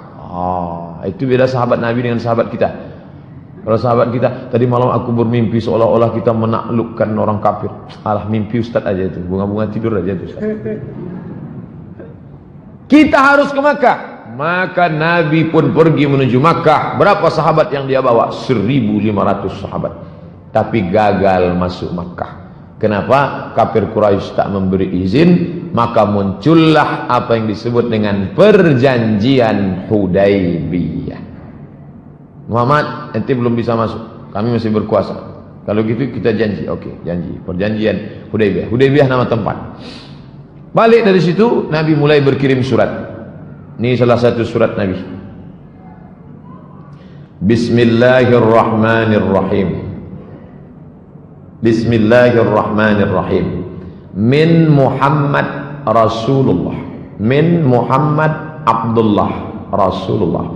Min Muhammad bin Abdullah Rasulullah. Ila Hirqal Azimur Rum. Ila ke Hirqal Heraklius Azimur Rum, penguasa Romawi. Salamun ala man ittaba'al huda. Selamat bagi siapa yang mengikuti hidayah. Tengok, dia tak pakai assalamualaikum. Kenapa tak pakai assalamualaikum? Karena tak boleh mengucapkan salam pada orang kafir. Amma ba'du. Amma ba'du ada tetap di ujung. Amma ba'du. Nah, ini stempel. Nabi tidak tanda tangan karena dia buta huruf. Di ujung ini stempelnya tulisannya Muhammad 3 baris. Stempel Nabi tulisannya 3 baris. Muhammad Rasul Allah. Di kelingking sebelah kanan Muhammad Rasulullah, langsung distempel. Pak RW kalau mau buat besok buat. Ada surat-surat. Jumpa di lampu merah pun bisa. Ini Pak surat mana? Nah, itu menunjukkan Nabi bukan ustadz kampungan, tapi dia adalah raja bilateral, multilateral. Hubungan negara sudah dibangun. Raja-raja dia kirim, raja Romawi, raja Persia, raja Jazirah Arab, raja semua dia kirim mengajak masuk Islam. Dakwah dengan tulisan, dakwah dengan mulut sudah, dakwah dengan person sudah, dakwah dengan suku sudah, dakwah dengan tulisan. Yang nulisnya siapa? Sahabat Nabi. Tahun ke-7 Ammar bin As dan Khalid bin Walid masuk Islam. Jadi mereka masuk Islamnya belakangan, tapi jadilah daripada tak Islam sama sekali. Perang Khaybar komplit 4 Yahudi sudah. Yahudi Bani Qainuqa, Yahudi Bani Nadir, Yahudi Bani Quraizah, Yahudi Bani Khaybar. Yahudi Khaybar terusir. 91 orang mati syahid. Nabi menikahi Yahudi. Istri Nabi ada Yahudi satu, Sofiyah binti Huyai bin Akhtab. Ketika diundang ke Khaybar, Nabi diracun. Nama yang meracun Zainab bintil Haris. Nama suaminya Salam bin Mishkam. Kawan sahabat Nabi yang di sebelah makan langsung meninggal dunia. Ketika Nabi makan datang Jibril keluar. Nabi ingin, Allah ingin sahabat Nabi mati dalam keadaan syahid masuk surga. Diinterogasi si Zainab. Zainab, ya kenapa kamu racun Muhammad? Kata Zainab, aku mau ngetes dia Nabi asli apa Nabi palsu. Jahat Yahudi. Kemudian Nabi melaksanakan umrah tahun ke-7. Tahun ke-6 umrah Hudaybiyah gagal. Maka tahun ke-7 dia ganti dengan umrah qadha. 2.000 orang sahabat berhasil masuk. Tawaf, sa'i, tahallul, umrah qadha. Tahun ke-8 perang Ghazwah Mu'tah. 10 Ramadan tahun ke-8 Fathu Makkah. Nabi membebaskan kota Makkah. Ini yang paling ramai. Tahun ke-6 1.500. Tahun ke-7 2.000. Tahun ke-8 Nabi membawa 10.000 orang sahabat. Dan Nabi menetap di Makkah selama 19 hari. Kemudian dia melaksanakan umrah dari Ji'ranah. Makanya Bapak Ibu yang pergi umrah, ada 2 tempat niat Makkah. Yang pertama dari Tan'im, yang kedua dari Ji'ranah. Nabi dari Ji'ranah. Sampai ke Makkah, panglima perang dipimpin oleh sahabat Nabi, dia cabutkan pedangnya, Sa'ad bin Ubadah. Tahun ketiga kalian potong telinga sahabat kami, Hamzah bin Abdul Muttalib, kalian belah jantungnya. Sekarang kami datang dengan membawa pasukan 10.000. Hadza yaumul malhamah, ini hari balas dendam. Apa kata Nabi? Hadza yaumul malhamah. Hadza yaumul marhamah. Ini hari kasih sayang. Jadi jangan bayangkan Nabi datang membawa 10.000 pasukan lalu melampiaskan dendam kesumat. Tak ada. Nabi hanya menghancurkan berhala-berhala. Lata, Uzza, Manat, Hubal, Jibti, Taghut, Naham, hancur semuanya. Dan setelah Ka'bah bersih, Bilal naik ke atas Ka'bah. Naik Bilal ke atas, azan. Bilal yang dulu diejek, Nabi ingin menunjukkan, dulu kalian mengejek Bilal, dulu kalian menjemur Bilal. Ini dia orangnya. Bilal mengumandangkan azan di atas. Ketika mereka melihat Bilal, apa kata orang kafir musyrik? Berbisik, untung ayahku sudah mati sehingga tidak melihat burung gagak azan. Bilal hitam. Kenapa yang hitam itu? Kenapa yang tidak diajaknya Ali? Kenapa tak Ali yang azan? Kenapa tidak sahabat yang putih? Nabi ingin menunjukkan inilah Islam, tidak melihat warna kulit orang. Nabi mengangkat derajat sahabat dan menetap Nabi di sana selama 19 hari. Tahun ke-10 mulai, inilah naiknya, puncak naiknya Islam. Tahun ke-8 bebas kota Makkah. Tahun ke-10 tahun utusan-utusan 16 utusan-utusan. Ini diutus ke sini, diutus ke sini, diutus ke sini. Ali bin Abi Thalib diutus ke Najran. Karena orang sudah mulai gentar, takut. Sebagiannya beriman, sebagiannya masih bertahan, tapi Nabi mengutus. Maka disebut dengan Amul Wufud. Tahun ke-10 Haji Wada. Satu riwayat menyebut 114.000. Tapi riwayat ini menyebut, coba lihat, arba'ah wa arba'un alfan minan nas. Mi'at 100, arba'ah wa arba'un 44.000. 144.000 jamaah. Disitulah Nabi menyampaikan khutbah Haji Wada. Ini isi khutbah Haji Wada. Haji Wada. Saat itu ada satu ucapan Nabi yang terucap. Apa kata Nabi? Inni la adri, aku tak tahu. La'alli la alqakum, mungkin aku tak akan jumpa lagi dengan kalian. Ba'da ami haza, setelah tahun ini. Bihazal mauqif, di tempat ini, abadan. Nabi naik ke atas Jabal Rahmah. Sahabat berkeliling, jumlahnya 144.000 menurut riwayat ini. Menurut Imam Abu Zur'ah, semua sahabat Nabi 114.000. Wallahu a'lam bishawab. Yang jelas mereka banyak. Ada ucapan Nabi yang diingat sahabat setelah meninggal. Inni la adri, aku tak tahu. La alqakum ba'da ami, mungkin kita setelah ini tak jumpa lagi. Memang betul-betul tak jumpa. Itulah haji terakhir. Maka disebut dengan Haji Wada. Wada, selamat tinggal, habis. Bulan Safar tahun ke-11 Nabi pergi ke Bukit Uhud. Haji Zulhijjah, Muharram, Safar. Bulan Safar pergi dia ke Bukit Uhud. Fasalla ala syuhada, dia mendoakan yang ada di Bukit Uhud. Allahumma ighfir lahum warhamhum. Kal muwaddi, seperti orang mau pergi jauh. Lil ahya, pada orang yang hidup dan yang mati. Seperti selamat tinggal ya, selamat tinggal. Tsumman sarafa ilal mimbar, setelah pulang dari Bukit Uhud, dia naik ke atas mimbar. Apa kata dia? Inni faratul lakum. Naik ke atas mimbar, aku siap memberikan syafaat untuk kamu kalian. Wa ana syahid, aku nanti akan menjadi saksi. Wa inni wallahi, saat dia di atas mimbar itu, nanti bapak, ibu, adik-adik yang pergi umrah, tengok mimbar di mihrab Nabi, di sampingnya ada mimbar. Disitulah Nabi tegak. Apa kata Nabi? Wa inni, dan aku wallahi demi Allah, la anzur ila haudi, aku sekarang melihat telaga. Tak masuk akal. Dia kan sedang tegak di mimbar. Kata dia, aku sekarang sedang melihat telaga. Dia sedang berada dalam dua dimensi. Telaga padang mahsyar. Itu yang disebut dengan telaga Muhammad. Siapa yang minum di situ tak akan haus untuk selamanya. Mudah-mudahan kita mendapatkannya insyaallah. Amin ya Allah. Wa inni u'titu mafatih khazainul ard. Aku sudah diberikan kunci-kunci segala muka bumi ini. Mafatihul ard. Wa inni wallahi ma akhafu alaikum an tusyriku ba'di. Aku tak khawatir kalian syirik. Aku tak pernah khawatir kalian syirik sesudah aku mati. Lalu yang dikhawatirkannya apa? Walakinni akhafu alaikum an tanafasu fiha. Yang aku khawatirkan adalah kalian memperebutkan dunia. Betul. Yang dia ucapkan ini bukan bohong, bukan dongeng. Kalian menguasai dunia. Islam menguasai dunia.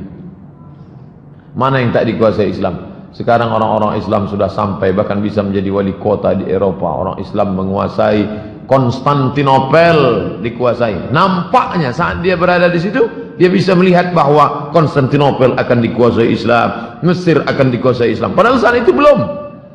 Aku sudah melihat kalian akan berkuasa. Aku tak takut kalian musyrik. Yang kukhawatirkan adalah kalian akan berebut dunia. Malamnya dia pergi ke Baqi, bulan Safar ini. Wa kharaja lailah, malamnya dia pergi ke Baqi, ini pemakaman Baqi. Apa kata dia? Assalamualaikum ya ahlal maqabir, liyahna lakum ma asbahtum fih. Assalamualaikum wahai penghuni kubur, semoga kalian merasakan lebih ringan daripada yang dirasakan orang lain. Fitnah-fitnah telah datang seperti sepotong malam yang gelap, yang akhirnya mengiringi yang awal, yang akhir nanti jauh lebih buruk daripada yang awal. Fitnah Abu Jahal, fitnah Abu Lahab, fitnah kafir, fitnah. Tapi yang di akhir nanti lebih mengerikan. Dia sudah bercerita bahwa kita akan mengalami perkara-perkara yang lebih dahsyat, yang luar biasa. Apa kata dia? Inna bikum lahiqun, insyaallah kami menyusul kamu. Siangnya pergi dia ke Uhud, malamnya pergi dia ke Baqi ziarah. Senin 29 Safar.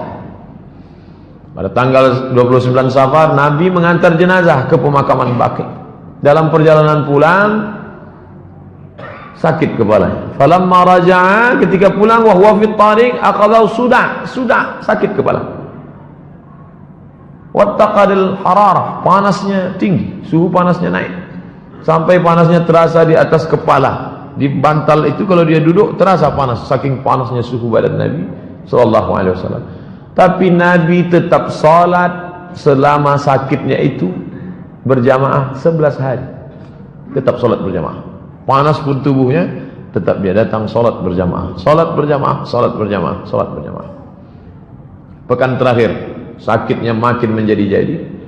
Rasulullah dibawa ke rumah Aisyah. Dibawa ke rumah Aisyah, dipapah oleh Fadl bin Abbas dan Ali bin Abi Thalib. Keduanya sama-sama sepupunya. Fadl anak Abbas, Ali dibopong, dibapah karena dia tak bisa berjalan. Kemudian Aisyah membacakan Al-Falaq, dibacakannya An-Nas, dibacakannya ayat-ayat doa-doa, kemudian ditiupkannya ke tubuh Nabi, kemudian ditiupkan ke tapak tangan Nabi. Itu maka kalau ada keluarga kita sakit, Fatihah, Qul Falaq, Qul Huwallah, Qul Falaq, Qul Nas, tiupkan ke tapak tangan, diusapkan ke wajah, ke kepala, ke badan. Aisyah mengambil tangan Nabi, Aisyah membaca, ditiupkannya ke tapak tangan Nabi untuk mengambil barakah. Roja al-barakah, mengharapkan barakah dari tapak tangan Nabi sallallahu alaihi wasallam. Hari Rabu 7 Rabiul Awal. Suhu panas Nabi makin tinggi. Rasul SAW pingsan. Fastaddal waja' wa ghumiya, dia pingsan. Kemudian ketika dia sadar, dia minta tolong siramkan air. Mereka siramkan 7 qirab, 7 qirbah. Tempat air waktu itu bukan ember, qirbah, kulit kambing yang dijahit diisi air. Siramkan 7 qirbah sampai turun. Kemudian dia keluar dari kamar, keluar dari kamar. Setelah merasa ringan, beliau pergi ke masjid, duduk di atas mimbar. Hari Rabu, Kamis, Jumat, Sabtu, Ahad, Senin. Inilah terakhir dia duduk di atas mimbar. Duduk dia di atas mimbar. Apa kata dia waktu di atas mimbar itu? Inilah yang dia ucapkan. Kata Nabi sallallahu alaihi wasallam, "Ayyuhan nas, wahai manusia, la'anallahu al-yahud wan nasara. La'natullahu al-yahud 'alal yahud wan nasara. La'natullahi 'alal yahud wan nasara." Allah melaknat Yahudi dan Nasrani. Ittakhadhu qubur anbiya'ihim masajid. Karena mereka meratakan kubur nabi-nabi mereka, dibuatkan kuil di atas. Nabi tak ingin makamnya diratakan lalu dijadikan kuil di atas, lalu sholat di atasnya, dan itu tak terwujud sampai sekarang. Adapun yang sekarang makamnya dikasih tembok, tak ada satupun orang yang sujud di atas makam Nabi. Ini dalil yang melarang, tak boleh. Lalu apa kata Nabi? La tattakhidhu qabri wasanan yu'bad. Jangan kalian jadikan kuburku menjadi berhala yang disembah. Jangan kalian jadikan kuburku menjadi berhala yang disembah. Kemudian dia masih tetap di atas mimbar, masih hari Rabu itu. Apa kata Nabi? Man kuntu jaladtu lahu zahran. Siapa yang pundaknya pernah kucambuk. Sahabat sedang duduk semua, 5 hari lagi menjelang meninggal. Man kuntu jaladtu lahu zahran. Siapa yang pundaknya pernah kucambuk, fa hadza zahri, ini pundakku. Falyastaqit minhu, silakan cambuk. Wa man kuntu syatamtu lahu irdan. Siapa yang pernah tersinggung karena cakapku, kasar cakapku, tersinggung perasaannya, waktu aku mau mencambuk kuda, mau mencambuk unta, dia ada di balik, kena pundaknya, sakit, dia tersinggung, dia mau balas. Semua sahabat dia, tak ada satu pun membalas. Balaslah, ini harga diriku, balaslah. Tak ada yang balas. Kemudian Nabi turun dari mimbar, dia salat zuhur. Kemudian setelah itu selesai salat zuhur, dia naik lagi ke atas. Kemudian ketika dia sedang duduk di atas mimbar, datang seorang laki-laki. Apa kata laki-laki itu? Inna li indaka thalatha darahim. Ya Rasulullah, engkau ada utang 3 dirham. Waktu mencambuk tak ada yang mau mencambuk, tapi masalah duit ingat mereka. Ya Rasulullah, ada utang 3 dirham. Kebetulan Fadl terus bersama Nabi, karena Fadl tempat Nabi. Yang Nabi tak bisa berjalan. Fadl dengan Ali. Apa kata Nabi kepada Fadl? Fadl, idfa' ya Fadl. A'tihi ya Fadl. A'tihi, bayarkan Fadl. Jangan sampai di akhirat. Tengok, Nabi tak ingin mati dalam keadaan berutang. Nabi tak ingin menganiaya orang. 5 hari, Rabu, Kamis, Jumat, Sabtu, Ahad, Senin. Kamis 7 Rabiul Awal. Nabi masih memimpin solat, sakit, panas, demam, tapi masih solat maghrib berjamaah. Waktu itu ayat yang dibacanya solat Al-Mursalat. Saat solat Isya, sakit makin keras. Beliau tak dapat keluar memimpin solat Isya. Habis maghrib, pulang ke rumah. Jarak dari mimbar Nabi ke rumah Nabi 22 meter. Karena dia di kamar Aisyah. 22 meter. Isya dia tak bisa datang.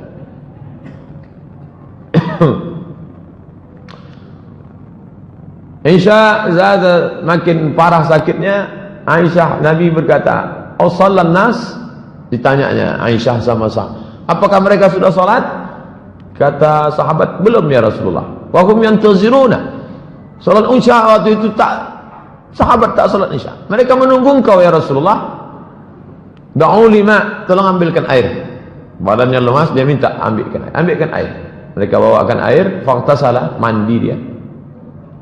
Dia mau pergi, tapi ketika mau pergi fa'ughmiya, pingsan. Tak jadi dia salat Isya. Summa afaqa, ketika dia sudah sadar, ditanyanya, "As-sallan nas?" Sudah salat Isya mereka? Belum, mereka menunggu engkau ya Rasulullah. Mereka tak mau salat kalau tidak diimami Nabi. Wa waqa'a thaniyan wa salisan, 3 kali sampai begitu. Minta air, pingsan. Tak jadi. Sampai akhirnya inilah pertama kali Abu Bakar memimpin salat. Salat yang pertama kali dipimpin Abu Bakar adalah salat Isya. Pada hari Kamis 7 Rabiul Awal. Abu Bakar, aku nampaknya tak bisa, engkaulah salat. Tertunda lama salat Isya sampai tengah malam, maka Abu Bakarlah yang memimpin salat. Abu Bakar memimpin salat sebanyak 17 kali. Isya hari Kamis sampai subuh hari Senin. Karena Nabi meninggalnya duha menjelang zuhur. Kamis, Isya, Jumat, Sabtu, Ahad, Senin.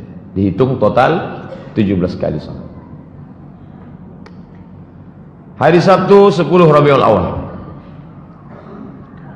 Nabi mau keluar untuk salat zuhur. Tetap juga dia mau salat berjamaah. Ini salat berjamaah ini memang tak ada tawar menawar. Dari awal salat berjamaah. Padahal Abu Bakar sudah ditugaskannya, tetap juga dia datang. Falamma ra'ahu Abu Bakar, salat zuhur hari Sabtu, ketika Abu Bakar melihat Nabi datang, Abu Bakar ingin mundur ke depan. Nabi mengatakan, "Tidak, tetap engkau Abu Bakar." Lalu kemudian Nabi mengatakan, ajlisani ila jambi, dudukkan aku di samping Abu Bakar. Tetap dia salat dan duduk di samping Abu Bakar Siddiq. Hari Sabtu, hari Ahad, Rabu, Kamis, Jumat, Sabtu, Ahad. Hari Ahad 11 Rabiul Awal. Hari Ahad itu semua di budak-budak hamba saya dibebas ini. Bebas, bebas. Kalian bebas. Tak lagi jadi budak hari ini, bebas. Kemudian ada uang dia sittah atau sab'a dananir, 7 atau 6 atau 7 dinar. Semua dikasih, diberikannya ke kaum muslimin. Wa wahaba lil muslimin aslihatahu, pedang, tombak, dia berikan semua. Semua senjata-senjata dia berikan semua. Baju besinya tak dia berikan, karena baju besinya tergadai di tangan orang Yahudi. Dia meminjam 30 sok gandum, 30 kali 3 kilo, 90 kilogram gandum. Masih ada utang Nabi SAW. Yang berperang dapat 100 miliar itu, kemana hartanya? Habis dia bagikan untuk fakir miskin. Nabi tidak miskin, Nabi tidak melarat. Nabi adalah orang kaya yang dermawan dan low profile.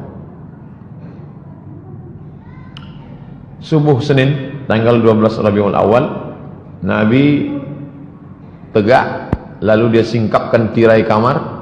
Di sini posisi imam, di sini posisi mimbar, di situ posisi kamar Nabi. Lalu Nabi membukakan tirai. Dia tengok kaum muslimin mau salat subuh. Kasyafa satra hujra Aisyah, dia buka tirai kamar Aisyah. Dia tengok mereka mau salat subuh. Summa tabassam, senyum dia. Senyum dia melihat salat subuh. Lalu kemudian mereka menyangka Nabi akan ikut salat bersama mereka, karena mereka melihat Nabi tegak. Nampaknya Nabi akan ikut salat. Tapi kemudian rupanya Rasul memberi aba-aba dengan tangannya, pertanda lanjutkan salat kalian. Dia tak bisa tegak, dia tak bisa untuk berjalan ikut salat. Lanjutkan salat. Dia salat di kamar. Lalu kemudian Rasul SAW balik menutup tirai. Subuh hari Senin Nabi tidak salat bersama sahabat, tapi dia salat di kamar Aisyah. Waktu duha Nabi memanggil Fatimah. Dia panggilnya Fatimah. Lalu kemudian dia berbisik di telinga Fatimah. Fatimah tersenyum. Bisiknya pertama, Fatimah menangis. Bisiknya, Fatimah tersenyum. Aisyah bertanya, apa yang dibisikkannya Fatimah?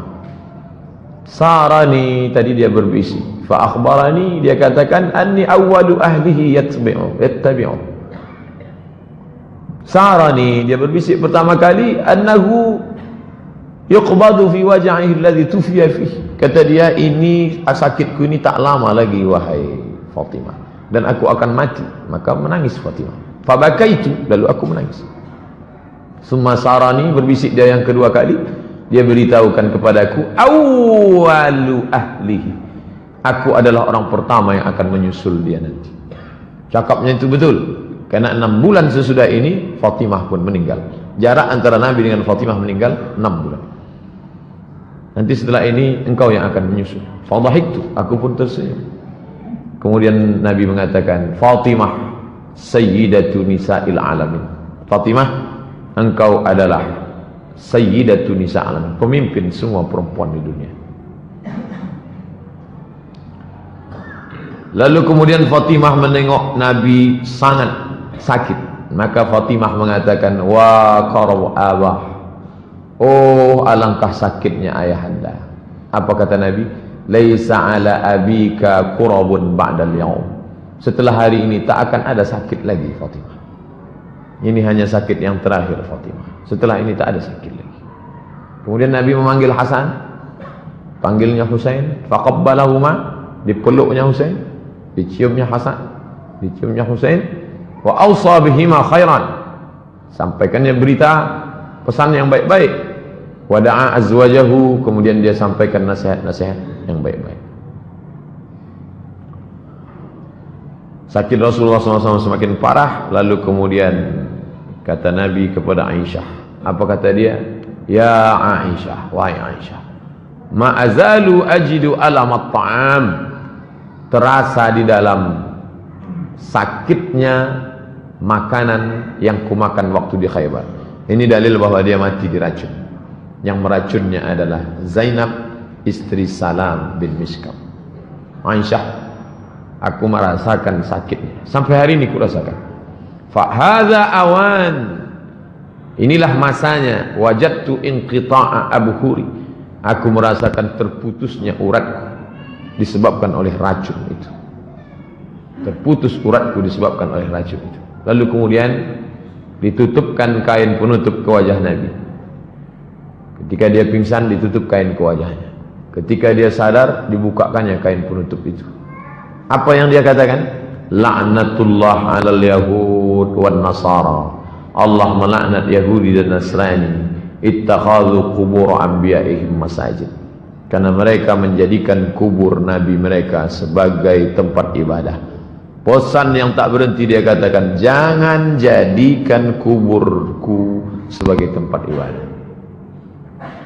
La yabqaina dinani bi ardil Arab. Tidak akan ada dua agama di bumi Arab, hanya ada satu saja, Islam. Terus dia ulang. Apa kata dia? As-salah, as-salah. Salat, salat. Jangan lupa kalian, salat, salat. Wa ma malakat aymanukum. Budak hamba sahaya kalian. Ada perempuan, ada laki-laki, jangan kalian aniaya, jangan kalian siksa. Kalau kalian sanggup seperti yang aku lakukan, bebaskan. Bebaskan. Karrara dzalika miraran, diulangnya beberapa kali. As-salah, as-salah. Jangan tinggalkan salat. Jangan tinggalkan salat. Wa ma malakat aymanukum. Menjelang siang, lewat waktu duha, panas matahari terik, menjelang siang. Senin 12 Rabiul Awal. Datang Abdurrahman bin Abu Bakar, masuk ke kamar membawa siwak. Abdurrahman masuk ke kamar membawa siwak. Lalu Aisyah melihat Nabi, matanya melihat siwak yang dibawa oleh Abu Bakar. Di situ Aisyah faham bahwa Nabi ingin bersiwak. Lalu kemudian Aisyah mengambil siwak itu. Siwak ini masih baru, belum berpakai, dilunakkannya ujungnya. Makanya Aisyah mengatakan air liur yang terakhir bertemu dengan air liur Nabi adalah air liurku. Maksud dia yang menggigit ujung itu, karena siwak kalau ujungnya kasar tak bisa dipakai. Dipakai nanti. Lalu Nabi memakai siwak. Sunnah, Nabi ingin bersih, badannya bersih karena dia mandi, badannya bersih karena disirami air, tapi mulut dia mau bersih semuanya, menghadap Allah SWT. Alangkah indahnya mati dalam keadaan habis gosok gigi, habis mandi, habis berwudu, bersih. Lalu kemudian aku ambilkan untukmu ya Rasulullah. Rasulullah mengangguk kepala. Lalu kemudian Rasul bersiwak. Rasul memasukkan tangannya ke dalam mangkok berisi air. Ya, ada mangkok berisi air, dimasukkannya tangannya, diusapkannya ke wajah. Apa kata dia saat itu? La ilaha illallah, inna lil mauti sakarat. Tak ada Tuhan selain Allah. Inna lil mauti sakarat. Sesungguhnya mati itu ada sakarat. Sakaratul maut yang sangat luar biasa. Inna lil mauti sakarat. Inna lil mauti sakarat. Menjelang siang Senin 12 Rabiul Awal, selesai bersiwak, Rasulullah mengangkat tangannya ke atas. Tangannya menangkat ke atas, menunjuk ke atas. Setelah dia menunjuk ke atas, matanya menatap ke atap kamar. Diangkatnya tangannya ke atas, matanya menatap ke atap kamar, lalu bibirnya bergerak. Kata Aisyah, aku melihat bibirnya bergerak. Dia mengucapkan Ma'alladzina an'amta 'alaihim an-nabiyyin siddiqin. Ma'alladzina an'amta 'alaihim, bersama dengan orang yang kau berikan nikmat, minan nabiyyin, para nabi, as-siddiqin, orang yang siddiqin, wasyuhada, orang yang mati syahid, was-salihin, orang yang saleh. Allahumma firli, ampunkan aku ya Allah, warhamni, rahmati aku ya Allah, wa alhiqni birrafiqil a'la. Ini yang diulangnya 3 kali. Allahumma rafiqul a'la, Allahumma rafiqul a'la, Allahumma rafiqul a'la. Waktu duha Senin, hari mulai mana 12 Rabiul Awal. Allahumma salli ala Sayyidina Muhammad wa alihi. Itulah yang dapat saya sampaikan. Mudah-mudahan ada manfaatnya, bisa kita ceritakan ke anak cucu kita, tentang Nabi Muhammad sallallahu alaihi wasallam. Tapi yang saya sampaikan ini belumlah seberapa. Baca buku-buku yang lain. Beli kitab Ar-Rahiq Al-Maktum, beli kitab Sirah Nabi yang ditulis oleh Ibnu Katsir, beli kitab Sirah Nabi yang ditulis oleh Imam Ibnu Hisham, Ibnu Ishaq, karena kita tak akan cinta kalau tidak mengenal Nabi Muhammad. Maulid tak lain tak bukan adalah mengenalkan Nabi Muhammad sallallahu alaihi wasallam. Mohon maaf banyak sekali salah. Wassalamualaikum warahmatullahi wabarakatuh. Ala hadhihi niyyah al-Fatihah. A'udzu billahi minasy syaithanir rajim. Bismillahirrahmanirrahim. Alhamdulillahi rabbil alamin. Ar-Rahmanir Rahim. Maliki yaumiddin. Iyyaka na'budu wa iyyaka nasta'in. اهدنا الصراط المستقيم صراط الذين أنعمت عليهم غير المغضوب عليهم ولا الضالين.